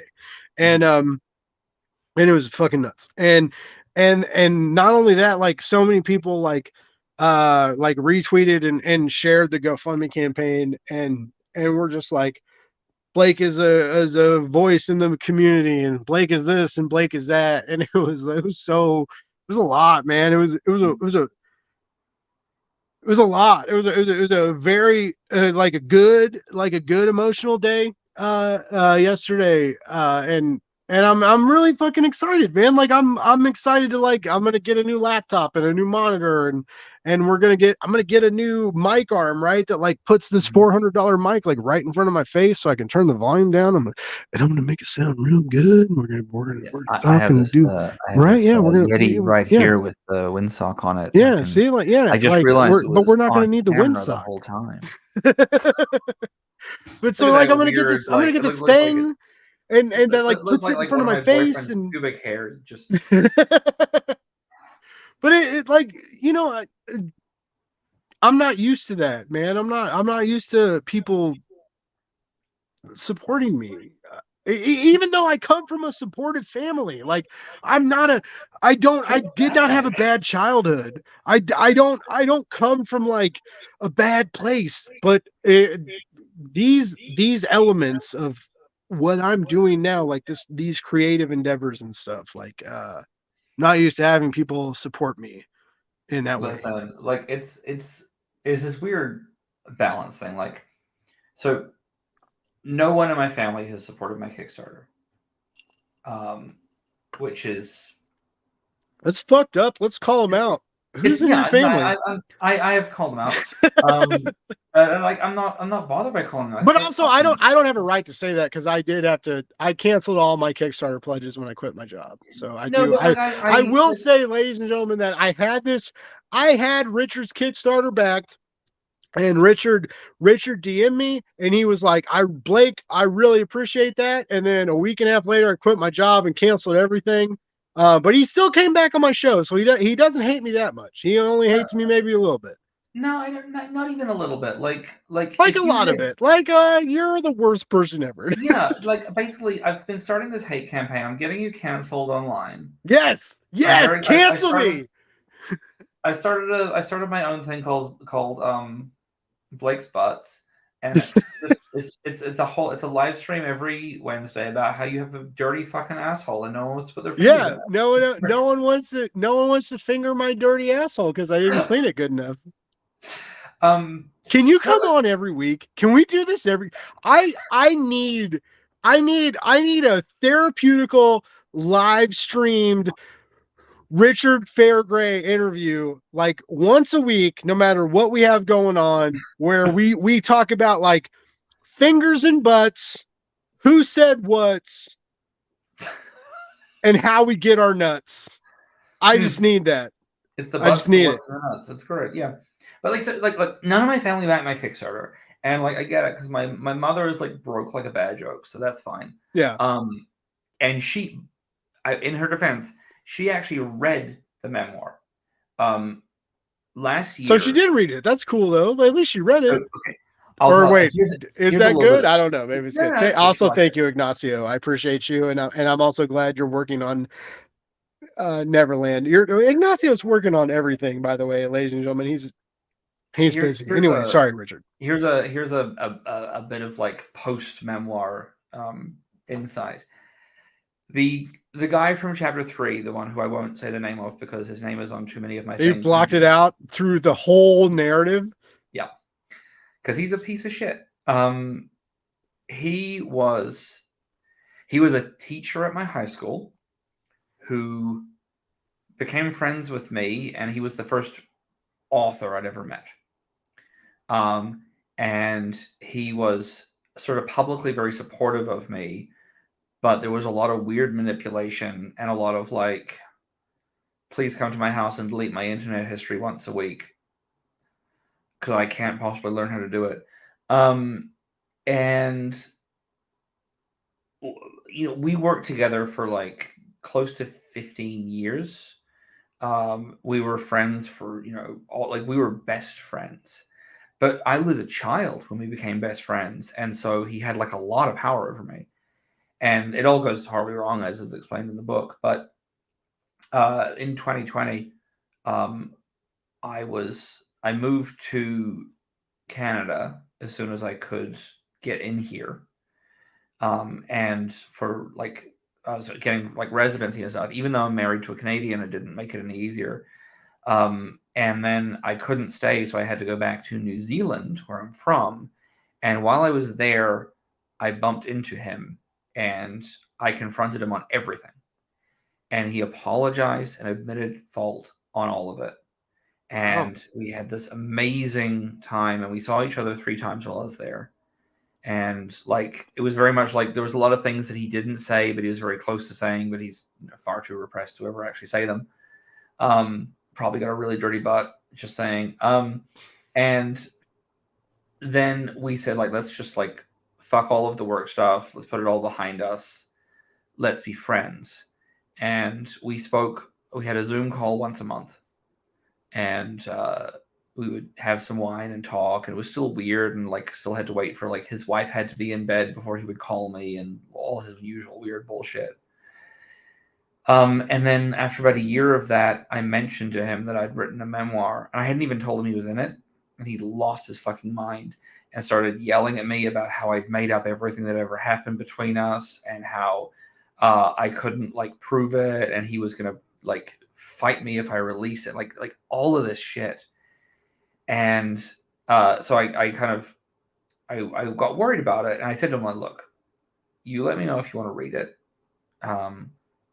If I don't hear from you within a week, I'll assume you don't want to. I haven't heard from him since. So I showed it to my mother because she knows him. Mm-hmm. And I was like, look, let me know if you think that I'm like crossing any lines here, or if I'm like saying anything that isn't like not just, provably accurate, but also that isn't, am I going wild? And so my mother has read the whole thing, and it's fine that she hasn't backed it. She doesn't read comics, and she's, broke. My father, on the other hand, is not broke at all, and hasn't backed it, and has kind of made a point of not backing it. And that is a hard. I can't remember why we got onto that topic, but it sucks, and he should be called out. My sister tried to stab me when we were in our 20s, so I'm not surprised that she didn't back it. See, what's fucked is like I have a tight family, but my family doesn't have the money. Like this campaign success that I had to ask people for help. I think my mom and Wait, dad. before I forget, I You got remember it. what it was. You got it. Um, Go. it was so my father is going through some shit right now. Okay. His house has been like found to be a leaky building and it has to be completely reclad because my uncle's a shitty architect. And they knew he was a shitty architect and they hired him, so who fucking knows? Anyway, so kind of his fault. But I was talking to my father yesterday. This is the big passive aggression. And I said, "How bad is it getting, really?" And he said, "Well, it's not bad enough that I have to crowdfund." Ooh. I was like, "You learned that Ooh. word just to slam me, didn't you?" That's funny. Because that my mom kind of said the same thing. So, well, first of all, my dad, when I told my dad that I want, because my dad and I have a pretty close relationship, and I told my dad, I was like, hey man, because it happened real quick. Like this whole Blake's Buzz, like Save Blake's Buzz campaign happened yesterday at 1 p.m. So we are at like uh, we're at like just over 20, like we're not even 48 hours into it, and I've gotten so much support. It means so much. Like it means a ton, everybody, for real. And I could go into it, and I know everybody wants to see me cry. I've cried a couple times online already, and we're not gonna cry anymore. You know what we're gonna do? We're gonna keep buzzing is what we're gonna do. And my dad doesn't like to ask for help. So when I told him about this, he was like, "Okay, whatever." No, man, like my dad and I are real tight, man. So like when he like my dad and I are the kind of tight where we're like we're like, "Hey, let's go to the dispensary and let's get some edibles and like let's watch Wakanda Forever." And you like like I'm so lucky. I'm so blessed. Like I have a really good relationship with my parent. My mom and I are kind of tumultuous, but my dad and I have a really good relationship. But when I told my dad what I did, when I was like, "Hey, I started a like GoFundMe thing," um, and he did the same thing when I did it for the dog. When Hmm. when I was able to pay our dog's vet bills, he Yeah. he got real uncomfortable and he didn't like it, and it made him feel weird. And I told my dad, I was like, "Dad, like I know it sounds like we're begging, but we're not begging. We're just asking for help. And you didn't have content creators when you were younger. You didn't Yeah. have people that were doing these things. Like I don't want people to think that like I think I'm working like so hard. I'm like sweating blood profusely. But like the reviews I write, the interviews I do, it takes time, takes work. Yeah. It's a thing. And we do it for free. And we Yeah. do it because we love whatever we're doing, right? Like some people do it for makeup, some people do it for music, some people do it for vinyl reviews, movie reviews. Like I work for comic reviews. We do these things, and it comes from love, and we put that effort out there in the world because we love it, because we believe in it, because we want people to find the excitement that I find when I read a great comic, when I read fucking Octopus. Like I'm not gonna lie, man. Like we've almost talked for 2 hours, Richard, and but I like I was excited to talk to you before, but I was also excited to like I really hope, like from legit the bottom of my heart, man. Like I I want other people to find your work, whether it's from me or from somebody else. Like I want people to find that feeling that I felt when I read your comic book, you know? And Yeah. and I want that to happen. And my dad doesn't understand that, right? So when I told him what I was doing yesterday, he goes, Oh, dude, it fucking broke my heart. I'm not gonna lie. He was like, yeah, cool, great. So I got this electrician coming out to like install our new thermostat. It's like, I fucking, I like told him this whole fucking plan, this thing I had going on, and he was like, I just got this guy coming out. He's gonna install a new thermostat for Google. I just need you to put Bruce in your room for a while. And I was like, it hurt, man. It hurt bad. And but I thought about it later, and it's not like my dad loves me, and I know he loves me, and we've grown up in different time periods, and it's a weird it's a weird thing, content creation, whether you're writing a narrative, whether you're writing short stories or prose or comics or whatever, and then people like me that cover these things, it's a strange time, and we've lived in it for years now. This has been the case forever. Like there's I'm gonna butcher this story a little bit, but someone who grew up next door to T.S. Eliot also became famous. I can't remember who it was, but he was a very successful whatever he was, and He was something. He was something like something that you would have heard of, and I just can't fucking remember who it is in the story. But he's the main character here, and he was talking to his mother, and he said, "Oh yeah, that boy who lived next door, that's T.S. Eliot." And his mother was like, "Who's that?" And he said, "Oh, he's this," and like listed all of like his amazing accomplishments as an author and like all of his fame and his awards. And his mother says, "Oh, well, I would have thought he'd done well. I saw him and he had a very nice coat." Which goes back to Octopus, because at the end of Octopus, the coat is a very big deal. It is. Oh man, can I?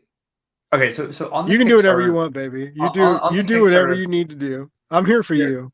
There is an add-on where you can buy a second book that is called Too Hot for Octopus, and it's handwritten prose stories, follow-ups of the 7 key men from the book.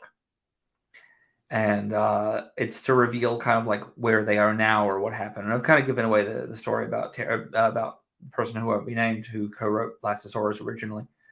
I mean, it's not like a hidden name. Everyone can fucking look up who the co-writer on Blastosaurus was for the first decade. But anyway, there's follow-ups for all the pieces. Have you seen the documentary Tickled? No. You need to. It's one Tickled? of the most, yeah. It's about competitive endurance tickling. All right. I'm ready. And the like horrifying underbelly of the world, where there are people who are manipulating and blackmailing people with tickle videos to destroy their lives, or if they don't continue making said tickle videos, and how the tickle videos are funding like entire small towns in the Midwest. It's really horrifying. That reminds me of like when the balloon popping videos were coming out, like when people would like sit on balloons and like pop balloons, and like people were paying big money to watch people like sit on balloons and pop them, and they would put like whipped cream in the balloons, and that's like similar, right? Yeah, this is like, it's on their videos on YouTube and on various tickle fetish websites, but they're not sexual, but they're so creepy. And the people who are being offered a lot of money to be in them are then being told, like, if you don't continue to do these videos, we will contact your college and you'll lose your football scholarship. Wow. Because of your immoral behavior. It's awful. Anyway, so I'm on this date with surfing philanthropist who later turned out to be a pedophile. Other story. But I'm on a date with surfing philanthropist, and we go to see this documentary Tickled. And at the end of it, they track down the main guy behind all of it, the villain, like, who has fucking orchestrated all of this stuff, who has been hiding behind several fake names, etc. throughout it. And when they finally confront him, I looked at the surfing philanthropist and I said, "Holy shit, that's the guy who gave me the hand job in the train station." Oh no. So when I say I got jerked off by a supervillain, I very much You mean really it. did get jerked off by a supervillain. My friend Paul has once described me as he said, Richard, your butthole has been like a camping ground for villainous men. Hey man, whatever gets you to where we are right now. That's what I feel like. Cause I again, well, hold on, time out real quick because we're gonna go. We got some. It's you are so hard to interview because we have people commenting, and it's so hard. Someone has a dirty butt is slaying when they're guilty of something. This dude definitely dirty butt. Yes, all right. Well, dirty butts. But again, I would like to go back to what Richard said that I am the hero that felt like I at least tried to clean.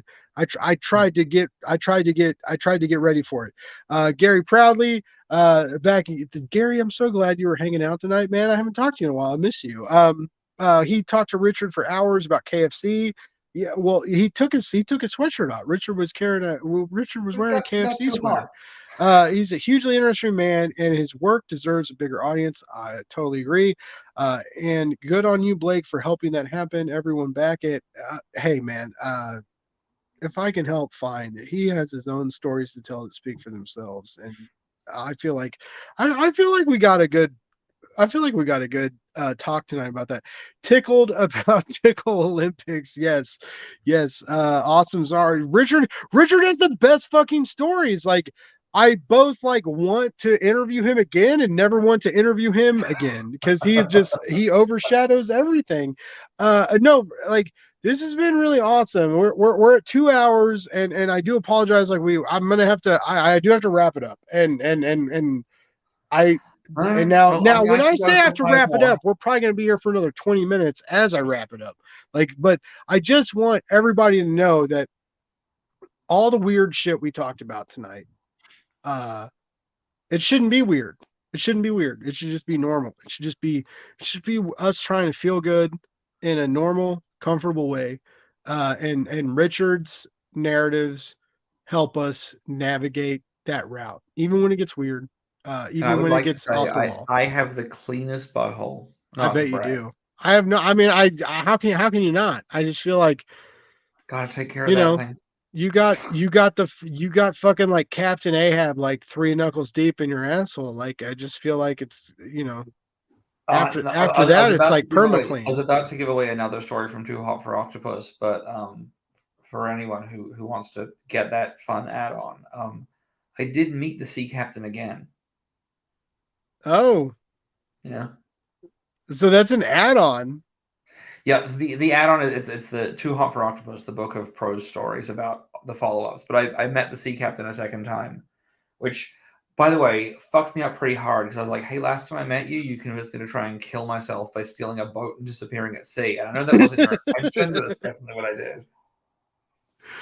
Oh my god. Like Richard, I'm just going to tell you, man, like in the last couple days, I've had a really, really like positive impact on my life. And And I've and ruined it. people telling me that they're like proud of me and support me and believe in me.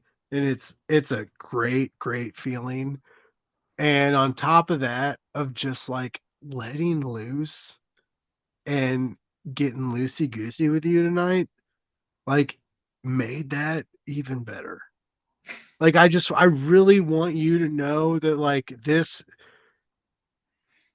even with Ryland Grant like messaging me, I hope Ryland listened to this because I actually kind of hope he regrets it too because he was like, "Hey Blake, like I know like I mentioned like I want to like talk to you, but like not talk about comics, but like let's like reel it back from what you and Richard did, like but for real, like Richard, we're friends now. First of all, Yeah. I hope you know that. Like I hope you know Oh, like you and I are like buddies and I'm gonna like and now you're fucked because when I have a bad day, I'm gonna send you a DM.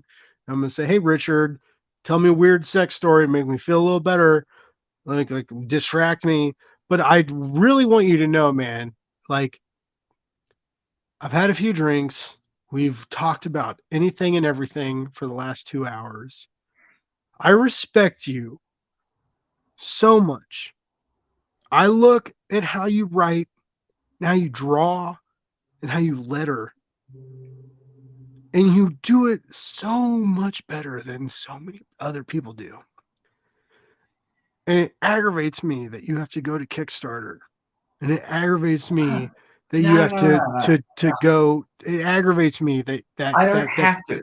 This okay. Look, this is the thing. There's no like downside to me going to Kickstarter. No, Kickstarter's not a bad thing, but it's No, just like if I had a publishing house, I would just like, dude, I would fucking like, I would make you No, get naked, lay on the floor, and I would crumple up turned crackers down and sprinkle the crackers into your mouth, like and just say, write me stories as I sprinkle crackers into your mouth. I turned down 4 offers for Octopus. Did you really? Yeah. Holy shit! So, yeah, no. Wait? How do you turn down 4 offers and go on Blake's Buzz? Like, what the fuck? What's wrong with you? Because who hurt you, Richard? We gotta fix this. About money. Like, here's the thing. Look, okay. Black Sand Beach could have been my like magnum opus. That story is so deeply personal to me. It's about a boy who has forgotten an entire summer of his life because of something terrible that happened at the beach. Okay. And I reframe it to be about a demon coming from the lighthouse. I spent my summers at a haunted lighthouse when I was growing up.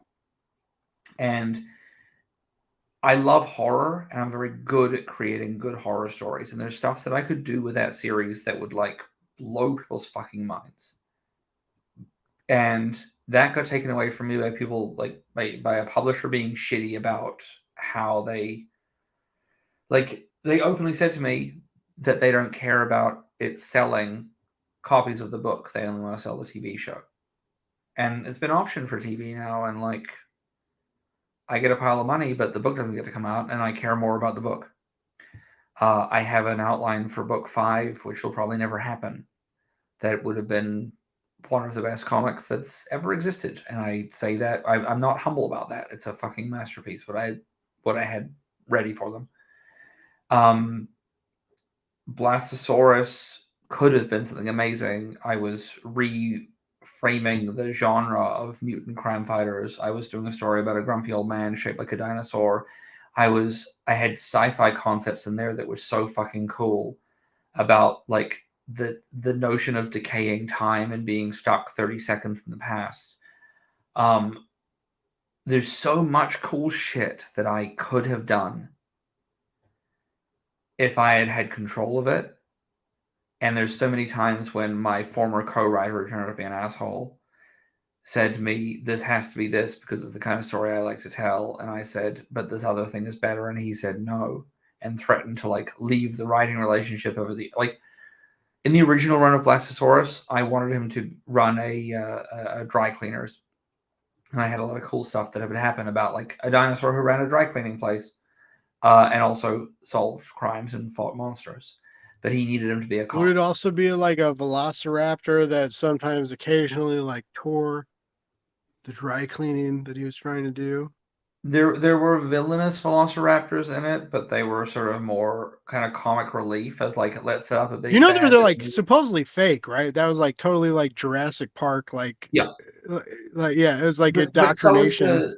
So is the Triceratops. This is the thing. The Triceratops is like the baby of the baby Torosaurus, and they just renamed it to make it fit because people know the Triceratops exists. But you know, I spent so much time like being held back by people, and I was like, I looked at Octopus and I was like, I can't. This one and Haunted Hill, I can't let go. And I thought, well, I got to do something, and I can't do conventions during COVID, and I can't do whatever. So I'll do the Kickstarter thing and see how it goes. And I have total control, and I'm gonna, you know, from this one where it's like last time I looked, which was before this, but you know, fingers crossed it's higher now. But with 2 days to go, I'm at 6,500 Canadian dollars, which is about $4,500 real dollars. And that will cover the printing. You're of funded. about- You're funded. Yeah. So, like, you're funded. I'll get 2,000 copies of a book that I can sell at conventions, and I'm very good at conventions. I did one this weekend, and I made a lot of money. Remember to send your buddy a copy because he's poor and unemployed. Yeah, don't worry. Because I really want you on my shelf, and I'm sorry I had to cancel my pledge. No, I look. I was impressed with how long you like. You are very open online in the same way that I am. I'm open about my sexual disasters. You're open about your financial situation. Social and financial disasters. Yes. Yeah, like the support meant a lot, and I'm assuming you have a lot of followers on there because you're who you are, and people are like, "Hey, if Blake is backing this, I might as well take." There's a lot of bots. There's a lot of bots too, though. Bots are bots. I had a guy today who backed me, and then he backed me at the digital level, and then backed out literally 3 minutes later, which meant he had enough time to look through the updates and be like, "Actually, no." Ah, fuck that guy though. Fuck But that guy. I'm going to be doing 10 conventions this year. I've got 8 books coming out this year. Wow. 4 of them will be through Kickstarter. And I don't have, I don't pay my artist because he's a piece of shit and doesn't deserve it. So, I need to stop making that joke publicly because a lot of people don't know that. No, it's good though. It's a good joke. It's a good joke. But also, you deserve the world. Like, I just want to throw that out there. You deserve the world. But you're so good. I've made my living in comics for a really long time against all odds, and I think that there's a very real problem with comics at the moment and with writing at the moment, that people who are 10, 15, 20 years younger than me are reading a lot of articles about how it's impossible to be an author, or it's impossible to be a comic writer or artist, whatever, because of the money. Yeah. And I never saw an article like that when I was growing up, so I never questioned it. I was like, this is a job. I will do it as a job. I published my first book when I was 7, and I made $400. And I bought a buttload of Power Rangers toys, and I said, I'm going to make a living from this forever. And every time I published a book after that, admittedly, I was blackmailing my school librarian to get free photocopying. So I had no overheads, and I was able to sell at school athletics days and other events to make a couple of $100 at a time. But to a 7, 8, 9, 10-year-old, that was amazing. I started selling books at school for $4 or $6 a piece that I was photocopying through high school. I worked as a stand-up comedian briefly to raise my profile. I started getting sponsorship from clothing stores and shoe companies and a comedy club and shit like that. I started working the stand-up comedy to get my name out there and just build the audience of it. And then I started doing conventions, and I paid my way through college by selling books at conventions. And then I finished college, and I thought that I was going to be like a miserable adult, like every other adult I knew. And I trained to be a high school teacher. And then someone found my book on the set of a film and said, hey, I'm going to email this guy and let him know that I like his book. And everyone says, it's luck. It's who you know. It's how you, whatever. But it was literally my 100th book was the one that was found. And it was lucky, sure. But I had 100 times more chances than the person who has one book. Yeah. And also, I mean, the fact that the guy who found my book, I was able to recognize him from a webcam chat on silverdaddies.com, meant that I was able to turn it into a very nice romantic relationship. And then while I lived with him, I was able to pitch the book to various people at Fox. But it's also because that all that is, sure, it's weird and lucky and whatever, but it's also just me saying yes to adventure. The same reason fucking Haunted Hill exists because a car pulled up next to me when I was walking home one night and said, hey, Mark. And I said, yeah. And I jumped in their car and they said, you're not Mark. And I said, absolutely, that's true. What are we doing? And I had this amazing night and I wrote a comic about it. And it's one of my most popular books now. So, it's it always comes down to what thing are you willing to do? What adventure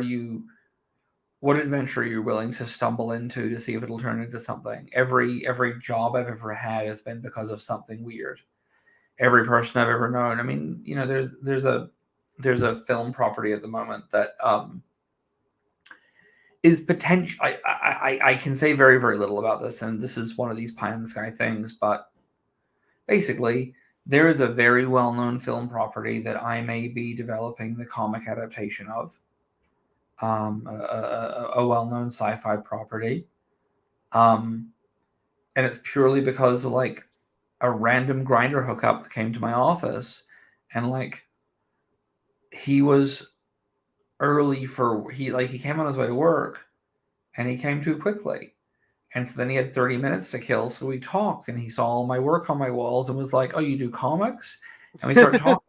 And now I might be the person adapting that for comic and a film remake. And it may not happen, but like, we got the chance.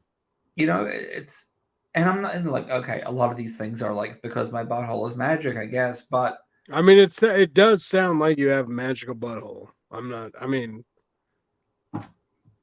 going to pretend I don't.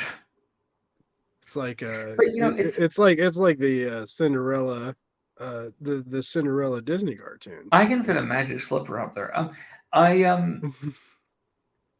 Look, I've been in Canada for a while, and I was getting very like depressed about the limited opportunities available here, and I went down to LA. I got in it was 2 a.m. on a Sunday. I was feeling quite depressed, honestly, and I slept at my office because I had to go and check to make sure there were no like rats in the rat traps and what have you. And I woke up and there was a thing inviting me to like this art event that day. And so by 9 a.m. on a Sunday, I was at this art event. And because I overheard someone talking about architecture, I ended up in like the party room at the back because I like talking about architecture with cool people. And then from that, I got invited to be in a portrait show in San Francisco where it'll be a picture of my face next to a photograph of my butthole, which I think tells me that like if I'm doing my job right, people don't need my face next to it to know who I am, but whatever. And then a strange man is like spitting tequila into my mouth and telling me that he bets that my dick tastes just as good. And I'm doing all of the poster work for a bunch of like fisting and cock and ball torture events, which will help to like build my legacy as a kink artist in that scene. And that happened because when I saw a thing that said, "Do you want to go and do a weird thing right now?" I said yes. That's all it is. I said yes. So you gotta take the risk. Richard, I'm not gonna lie, man. I could talk to you for hours. Yeah, I mean, when you said we were wrapping up, my entire goal became how long can I keep Blake on this call? Well, first of all, you don't have to keep me on that long. Like we can do this again next week. Like I would. I mean, well, by the way, can we? No. Hey, you shut your pretty mouth and you pucker your pretty butt cheeks, buddy. Because let me just tell you something. I'll do this every fucking week.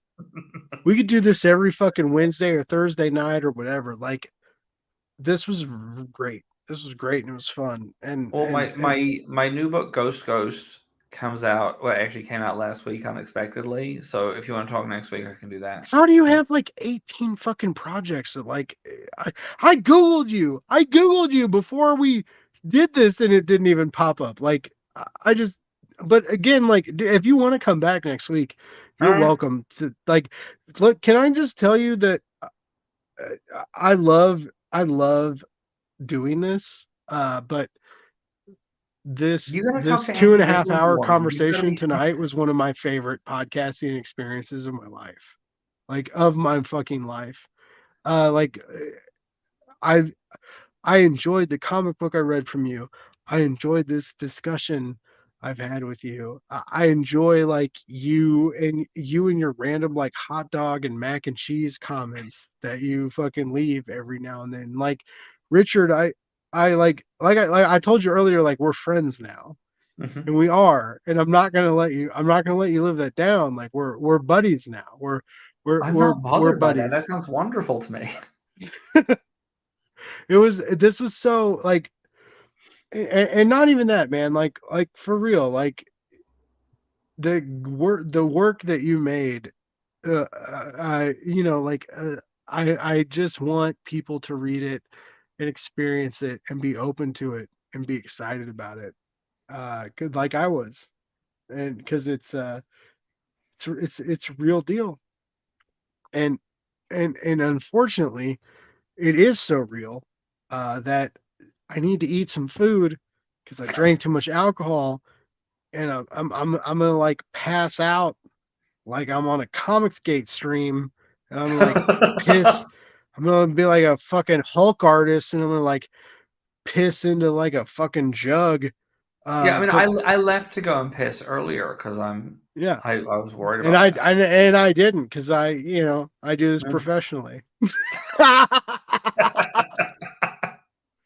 No, but dude, like Richard, this was like I don't like I don't want to like play. I don't want to make you feel like I'm playing the music to get you off stage, even though I kind of am because I'm tired No, I get and I'm it. You've worn got to out, go and and do other shit. it's been an intense couple days. But I I gotta also go want make you to comics. know that I respect your writing, I respect your storytelling, I definitely respect your sense of humor because I just feel like we connect on a weird on a weird uh Like we are. what's a good word for a boner? What's a like a what's a Look, like we are on the cusp of a are we? hardened Wait, cock are we right like before it blows touching? off. Are we touching dicks in a Chinese penis We're trap? kind of touching dicks. We're fucking like this is this is stream docking, ladies and gentlemen. We are stream docking right now. We have extra skin overlapping the sexuality that we both embrace. And it's I like okay. it's a good handshake is what it is. Look. We need. Okay, well, let's not talk about it right now. But when we talk next week about my book Ghost, available now for from Stack Deck Press. It's on Amazon. Came out last week.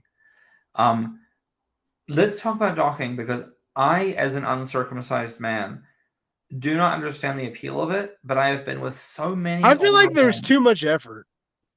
They're like, "You That's stretch just your what penis in over I my dick." I'm like, also "Yes." we have like new comments in the chat right now that are like, oh, this was cool. Wait, they're talking about docking. I don't know if I want to be a part of like I get like what let's do where's this at? Stream docking isn't a note to wrap it up on. I don't know. Gary, And Gary, that's gay. don't pretend like you wouldn't have wanted to dock with me And if I asked. my partner my partner goals, maybe I don't need to be a part of this.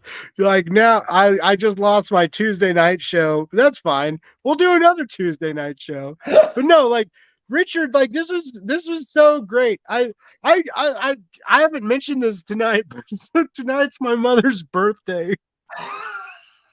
And my whole fucking family is inside having dinner, having a great time. But everybody was like, hey, Blake, you do you. We saw your campaign. Everybody gave you money. Like, we'll do whatever you need. My whole fucking fam is hanging out, having fun. And I didn't, you know what? Like, I want to go in there and I also don't. Like I want to stay here forever. Like Richard, I want to stay with you forever. Like I just Well, want you to know that. But we do have to wrap it up. We do have to I got it. I got it. You're I gotta love talk your to Andy asshole. Diggle in It's the morning. beautiful. It's amazing. Yeah, however many fingers are there, however many scenes are in the graphic novel, like Richard. All right, Richard, I'm going to tell you something real quick. I'm going to tell you something real quick, and it's not going to be as quick as I want it to, but I just want you to know that like you are a really fucking great writer. You are a really great writer. You're a great fucking illustrator. You're a great fucking letterer. and you're like fucking Jeff Lemire, man. You can just fucking do it all. You can just do it all. And you work hard and you play hard. And that's important. You work hard and you play hard. And I just I'm really glad tonight happened. And I knew it was going to get weird. I didn't know how weird it was going to get, but I'm happy how weird it got. But I'm just so glad we got to talk. And I'll do it again anytime. Any campaign you got, any new comic you got, anything you got going on. I think you are a fucking awesome person. And you're so fucking talented. And I'm jealous. Like, I'm fucking jealous of you, man. Like, you got it. You got it figured out. You got it figured out, man. You got this crazy backstory. You got these crazy fucking stories. You know how to draw people. You know how to make them emote. You know how to make them feel real on the page. You have so much going for you. And like people did to me the last 2 days, they reminded me that, like, we do good things and we deserve to be believed in. And you do good things and you deserve to be believed in. And whatever happens, if we never talk again, which I hope isn't the case. No, we're talking next week about. Yeah, we're talking next week. But you, Richard, you're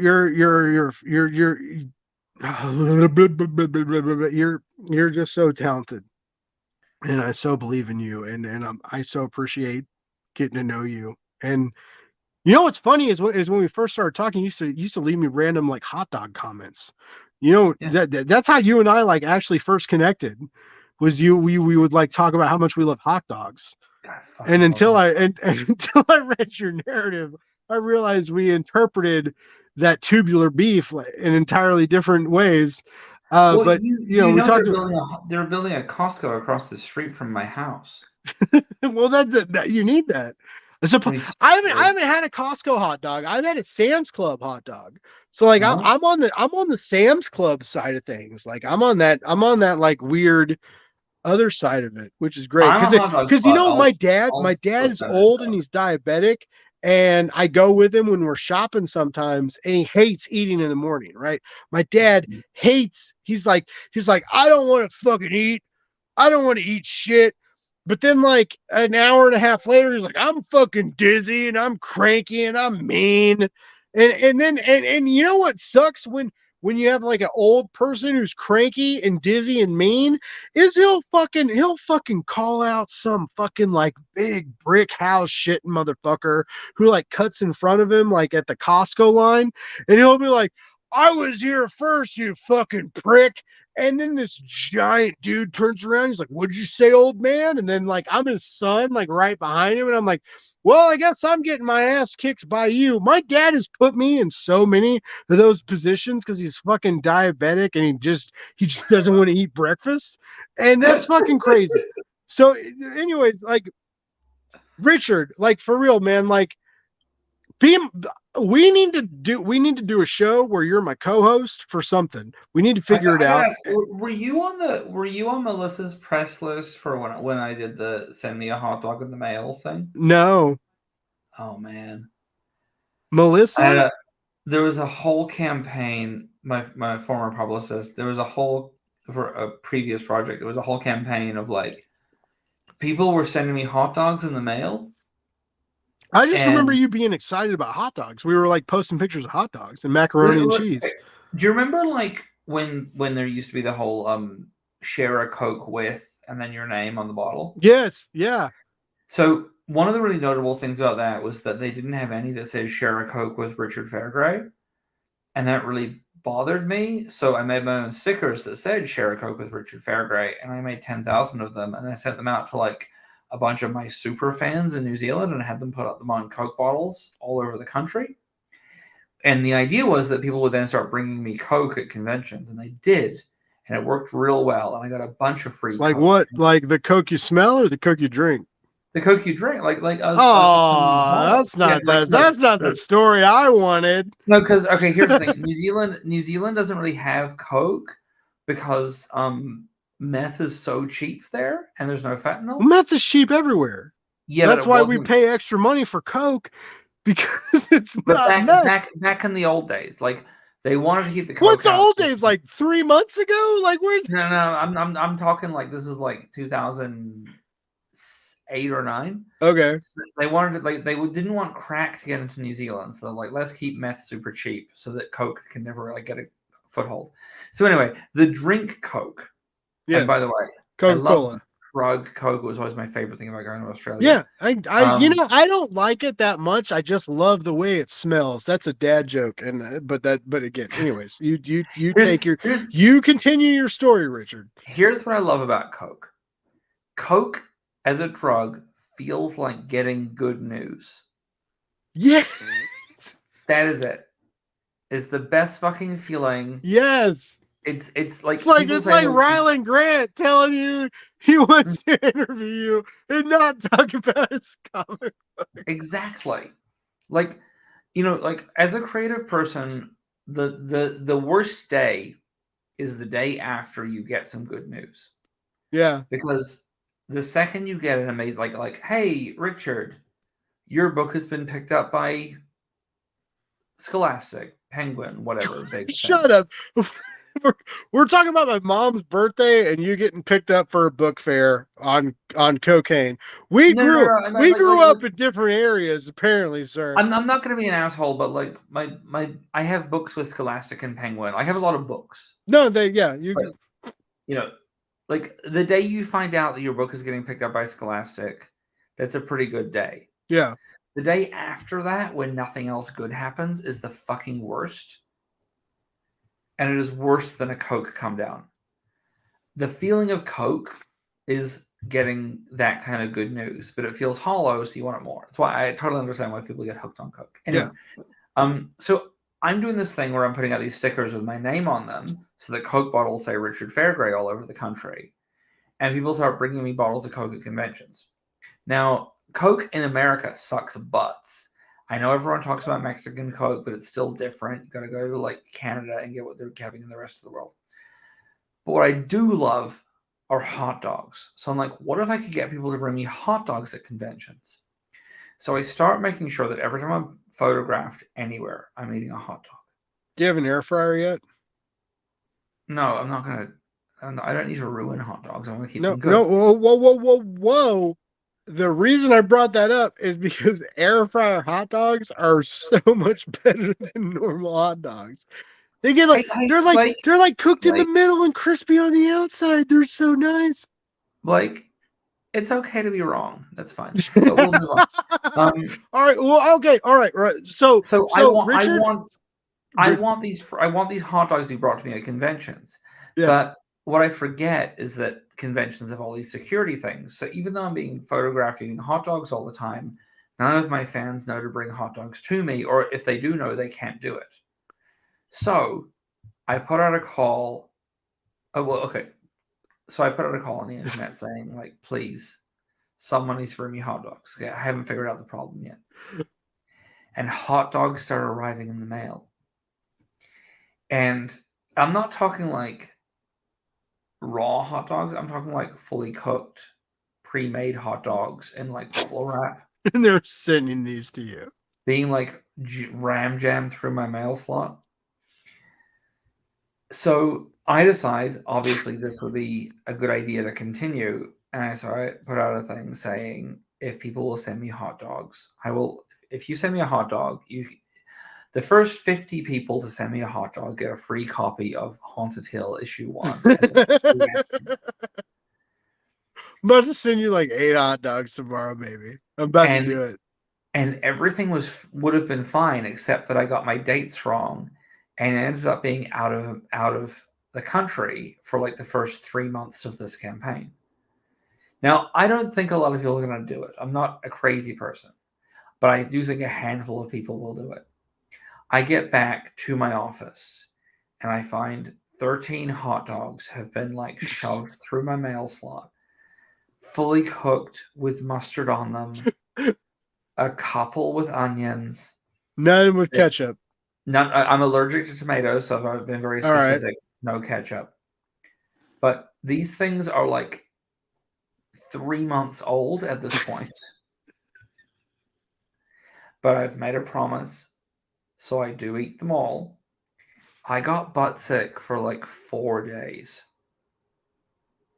Like, I actually, by the time I ate the last one, I was already sitting on the toilet, just like chomping that fucking You're bad like boy eating on the toilet. while shitting You're hot dogs. sitting on the toilet, shitting, eating Hot fan hot dogs. Yeah.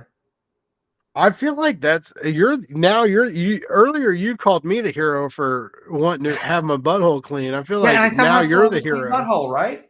Yeah. Like Yeah. you're the new hero. Richard, I gotta You gotta go. It's your mother's birthday. I gotta go talk to my mom about you eating fucking dirty hot dog butthole cold wieners. Oh Blake, my if you're in, god, like, I'm Blake? so gonna like talk to my mom about cold wieners and your asshole. Then Blake, if you were in my you corn have pop story- cemented yourself into the Morgan mythos. Like you're in my family now. Like you're done. Like this is it. Like we this is it. Like I'm never gonna talk about another Kickstarter. I'm never gonna talk about more comics. I'm never gonna fucking review anything again. We're just gonna talk every other week about the fucking weird tubular meat shit that we put in our bodies because we love hot dogs and they taste delicious, but sometimes they turn against us. Next week, I want your mom to interview me. I would. Well, we could maybe work on that. We'll maybe make it happen. It'll get weird. I want that, and I don't want that like simultaneously. I feel like it'd be good content though. Look, I want to remind you, as I said earlier, I'm too lazy to be bisexual, so you don't have to be too worried. Well, no, like I will try. If you're too lazy to be bisexual, my mom's too lazy to fuck my dad. That's all I hear about her. What up? Let's get real. All right. Hey, ladies and gentlemen, Richard, this was one of the most fun live streams I've ever had in my life. Can I say that? Like I just like this was amazing, and you're hilarious. You know what aggravates me, Richard, is you're hilarious and you're really you're so fucking talented, dude. It's aggravating. It's aggravating. You can draw, you can letter, you can write, you do everything.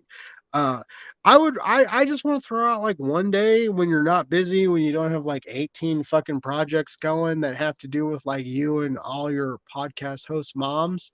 Maybe one day we could write a comic book together that just gets like real fucking weird. Or we would talk about like how clean our asses are. You know, we just like put it out there and get it in.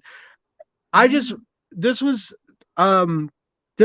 this. I really like I needed this. I needed you and I to have this crazy fucking conversation. Are you allowed to say which characters you're doing for the Cthulhu Invades Neverland? I don't know yet. I was gonna I had a pitch. I had a pitch for the because Travis added me to the Facebook group and there was no one on the crocodile. And I had a good crocodile pitch, and Travis was like, "You don't get the crocodile pitch," and I was like, "All right, cool. Like, just let me know." But yeah, like, if you don't know yet, and if you and I, if you tell Travis that like if you just want to work with me and you want us to like, I typed the words last night. I want to do a conversations between Toodles and Smee. All right, let's do it. Yeah, I want to go fucking weird. I want to do like a hook tie-in, fan servicey nightmare piece. Oof. Hey, but damn, it could be good. Dude, I would. Who's getting the crocodile? Well, he said it was Cullen Bunn, but then Cullen he said Cullen switched it up. Never heard of him. Who's that? Could be anyone. Shut your mouth. Stop it. Never heard of him. What about me? You think you're just so pretty with your like perfect little asshole that like fits 3 fingers all day, you know? Okay, you think you can just make these like smart little comments. It fits more than 3 fingers. That was years ago. Secondly, Well, it's not that's in your perfect. It's just fucking very clean. narrative, and that's what you gave me to read beforehand. So, hey, real quick, where do we find you? Where do we follow you? Go to kickrichard.com Kick Richard. Do you have for a all finger, Richard? Substack or no, because do you there's have no fingerstarter.com. Kickrichard.com for all my Kickstarter campaigns. I'm Richard Fairgray. I'm the only one in the whole world, so I'm very easy to find. But my website has about 2,000 pages of free comics for people to read. I am on Twitter as @Richard Fairgray, and I have a newsletter on my website where every week I tell a true story from my life.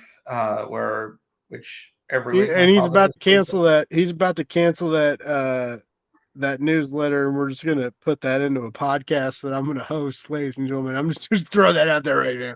Which is like that you got to tune into this. I want you and me together, like sort of docking, a faux doc kind of thing. I feel like we could do. I feel like we could. Do you know, like we had people all night tonight when we were telling like our weird sex stories and where we put our dicks and where we thought about putting our dicks and where we got online and showed Jehovah Witnesses like where to put their dicks. Like people listened. and I haven't even we should told carry this that. We should carry that into the cosmos, right? All right, here's what we do. We take my newsletter. I call it Disaster Piece Theater. All right, that's good. Oh, boy, that's a good title. I say that each week I put out a true story every Tuesday from my life, and I say that we do a show about it where you ask me questions and I give more details about the whole thing. All right, hire me or don't hire me. I'll work for free. All right.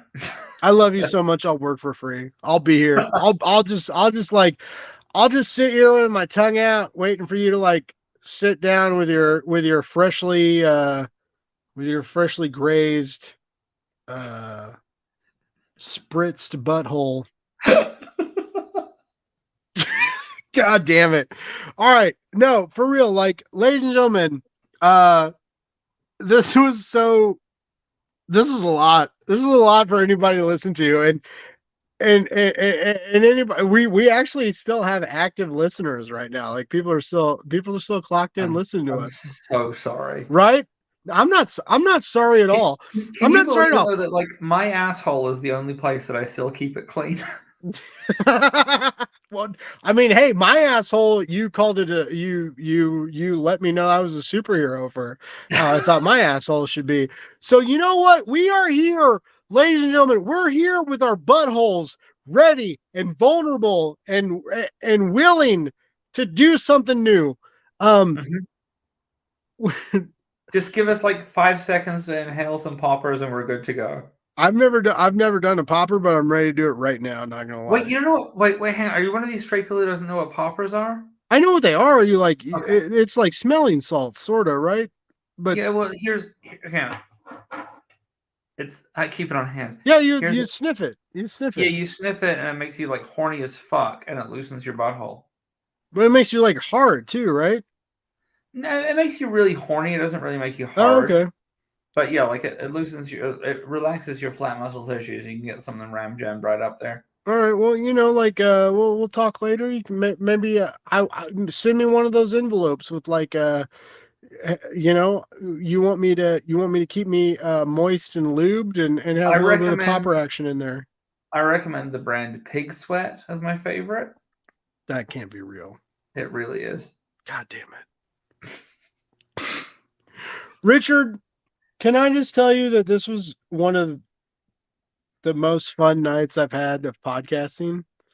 That's a fucking. And I've only been doing it for 2 years, so I'm not trying to like lift you up too much. That's still a lot. Yeah, but it's 2 years of heinous bullshit and sucking dick you don't necessarily want to suck sometimes. But this was great.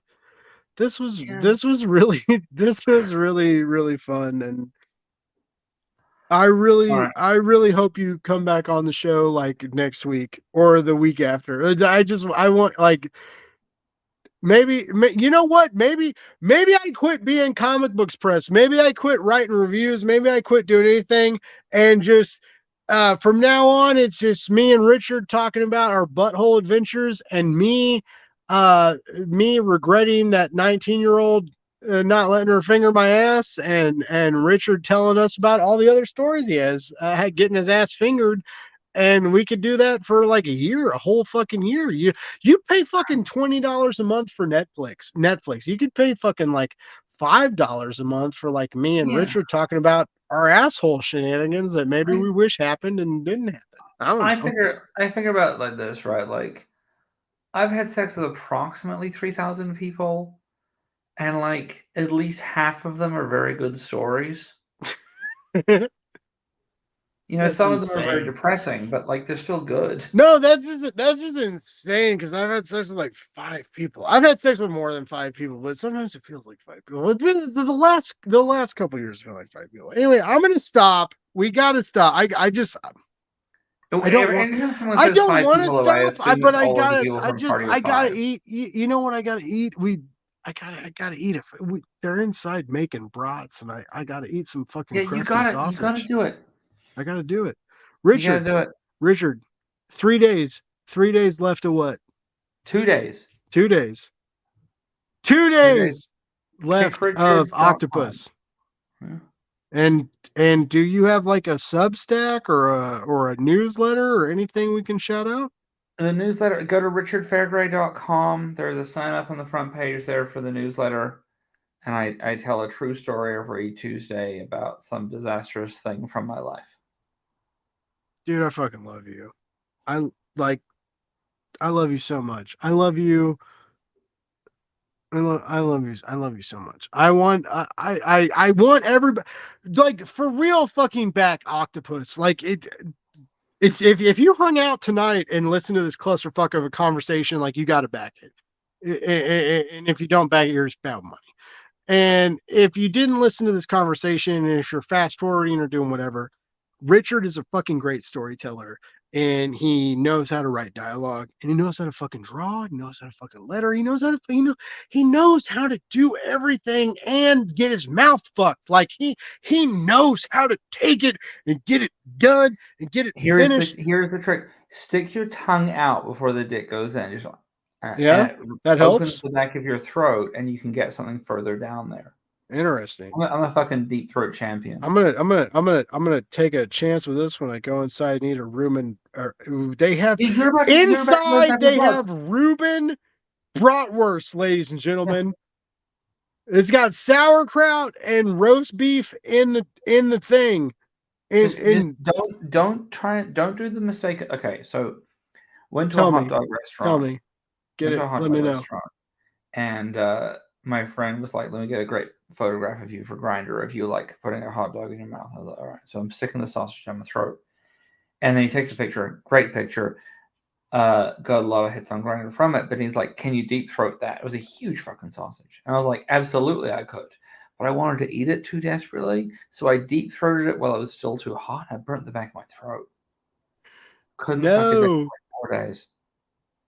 Oh my God. I know. Can I just let you know I appreciate your honesty? It was a tough 4 days for me.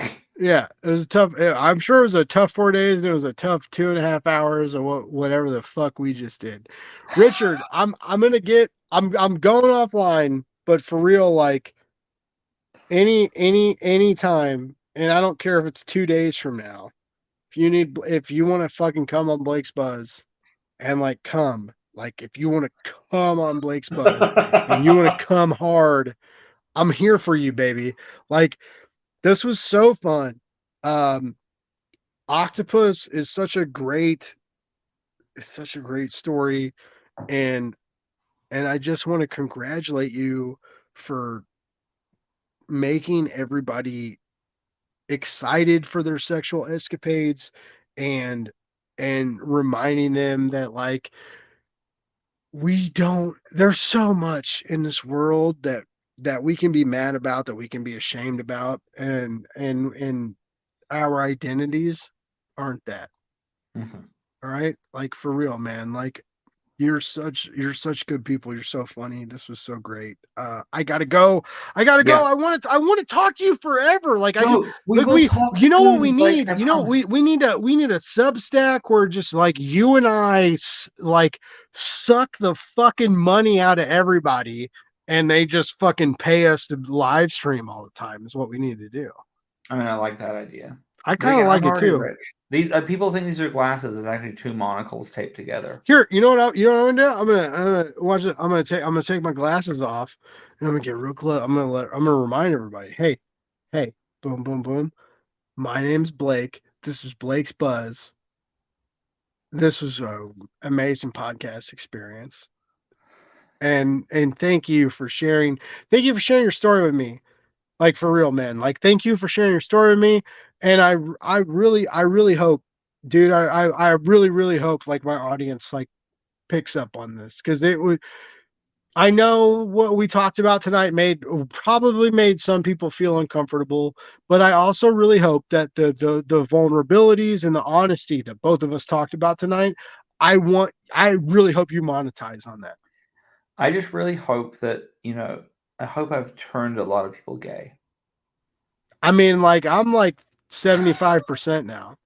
I'm basically, you know what? Like, hey, let's you want to get real weird? Fucking like, I'm basically bi. I've been kind of like under the closet about it.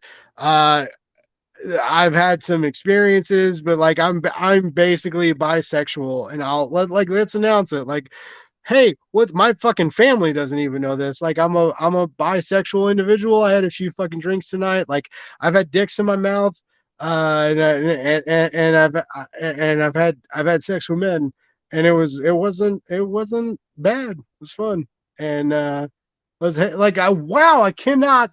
Holy fucking shit! I can't believe that just happened. Like that was real. Like that was like, yeah. I probably That's should leave. fucking wild. I'm so happy for you. Welcome to the fucking world of fun. It was a world of fun. Like it was like I don't know why I was always weird about intimidated about saying it, but no, it was yeah. Hey, you know what? Well, I think you have just drastically increased the chances that you will get fingers in your butthole. I feel like fingers in my butthole. Whatever.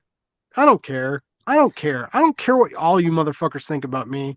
I love comic books. I love feeling good.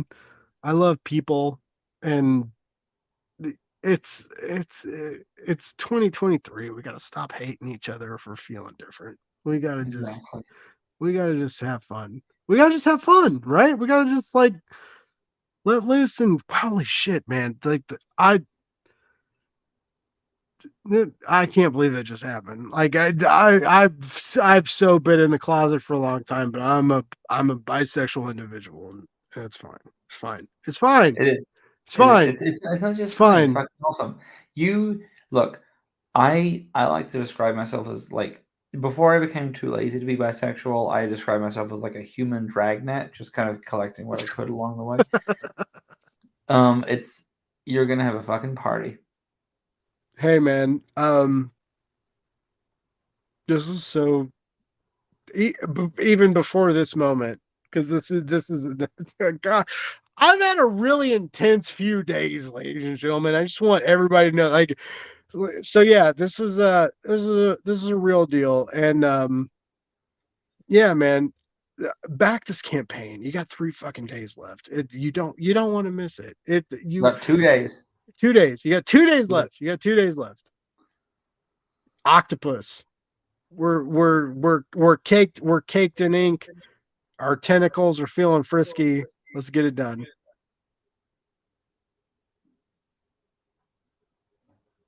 I thought you were gonna say something. I was sitting there. Oh, I was sitting there waiting for you to say I thought you were something. gonna use it as like your ending note, like let's get like you were gonna. Oh like, no, end the story. I guess I should. Ladies and gentlemen, this was Blake's best episode. So much shit happened. I revealed a bit of my sexuality that I wasn't prepared to reveal, and hey, that boom, bam, done. It's sloppy. It's greasy. It's Hey. we're putting ourselves through holes and walls and they're If sanded down.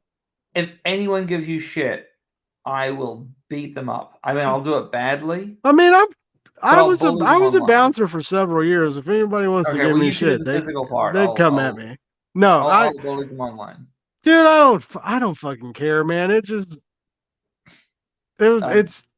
I needed to say it a long time ago, but it's fine. It's fine. I'm a bisexual individual, and I love podcasting. I love comic books, and I actually really love Richard. I love Richard in a myriad of ways because he gave me strength and he gave me a voice and he reminded me that we're not alone. And you know what, man, I hope you take that like later. I'm gonna start crying now, so like I hope you fucking cry. I've been crying for like 2 fucking days online because everybody had my back. So I hope you fucking cry, baby. Like, but for real, man, like you just this narrative is going to give a lot of people a voice, and I really hope people back it. I hope people back it. I hope people read it. I hope people believe in it, because I sure did. And I really hope you. I hope I didn't fuck all this up enough. I hope you come back on my show because I really had a great time talking to you, man. Like for real, like. You just made me fucking like come out to like a whole bunch of fucking people, and it was crazy. Well, see, you set the bar so high now. Like, what else can I like? If I come back on the show, what can you come out as next? I don't even know, man. But at least you can draw. Like you can definitely draw. So like, we're gonna have to invent new things. This is we're gonna have to come up with new shit and get weird and have fun. But I'm cool with that too. Cool with that too. And you're like, hey, come travel to the Midwest. I'll have you over for Thanksgiving dinner. I mean, I'm busy that night, but I'll come over another time. Well, some night. It'll be good. I can cook. Anyways. Hey, Richard, this is really fun, and this was really fun and really unexpected how the end took. But like, thank you for reminding me I have a voice, and thank you for. Thank you. Just thank you. You're amazing. You're an amazing person. You're double amazing. Like three fingers in your asshole, amazing, baby. I'm ending it. Like, all right, so we're done. Everybody who like, oh my god, like Ignacio has all these comments. Like, thank you, like Ignacio, thank you. Everybody who tuned in, thank you so much. Oh wait, time out real quick. If you have a Kickstarter going on, Geek Collective 10, you can get some, what are they called? Mailers. You can get mailers 10% off with that deal. And unless anybody has anything else to say, I'm gonna play the outro music. Richard, you got anything? No, I'm done. I'm good. Well, shit, man. I guess that's it. Oh, wait. Where is my outro music? Oh no. Oh, wait, here we go. Done.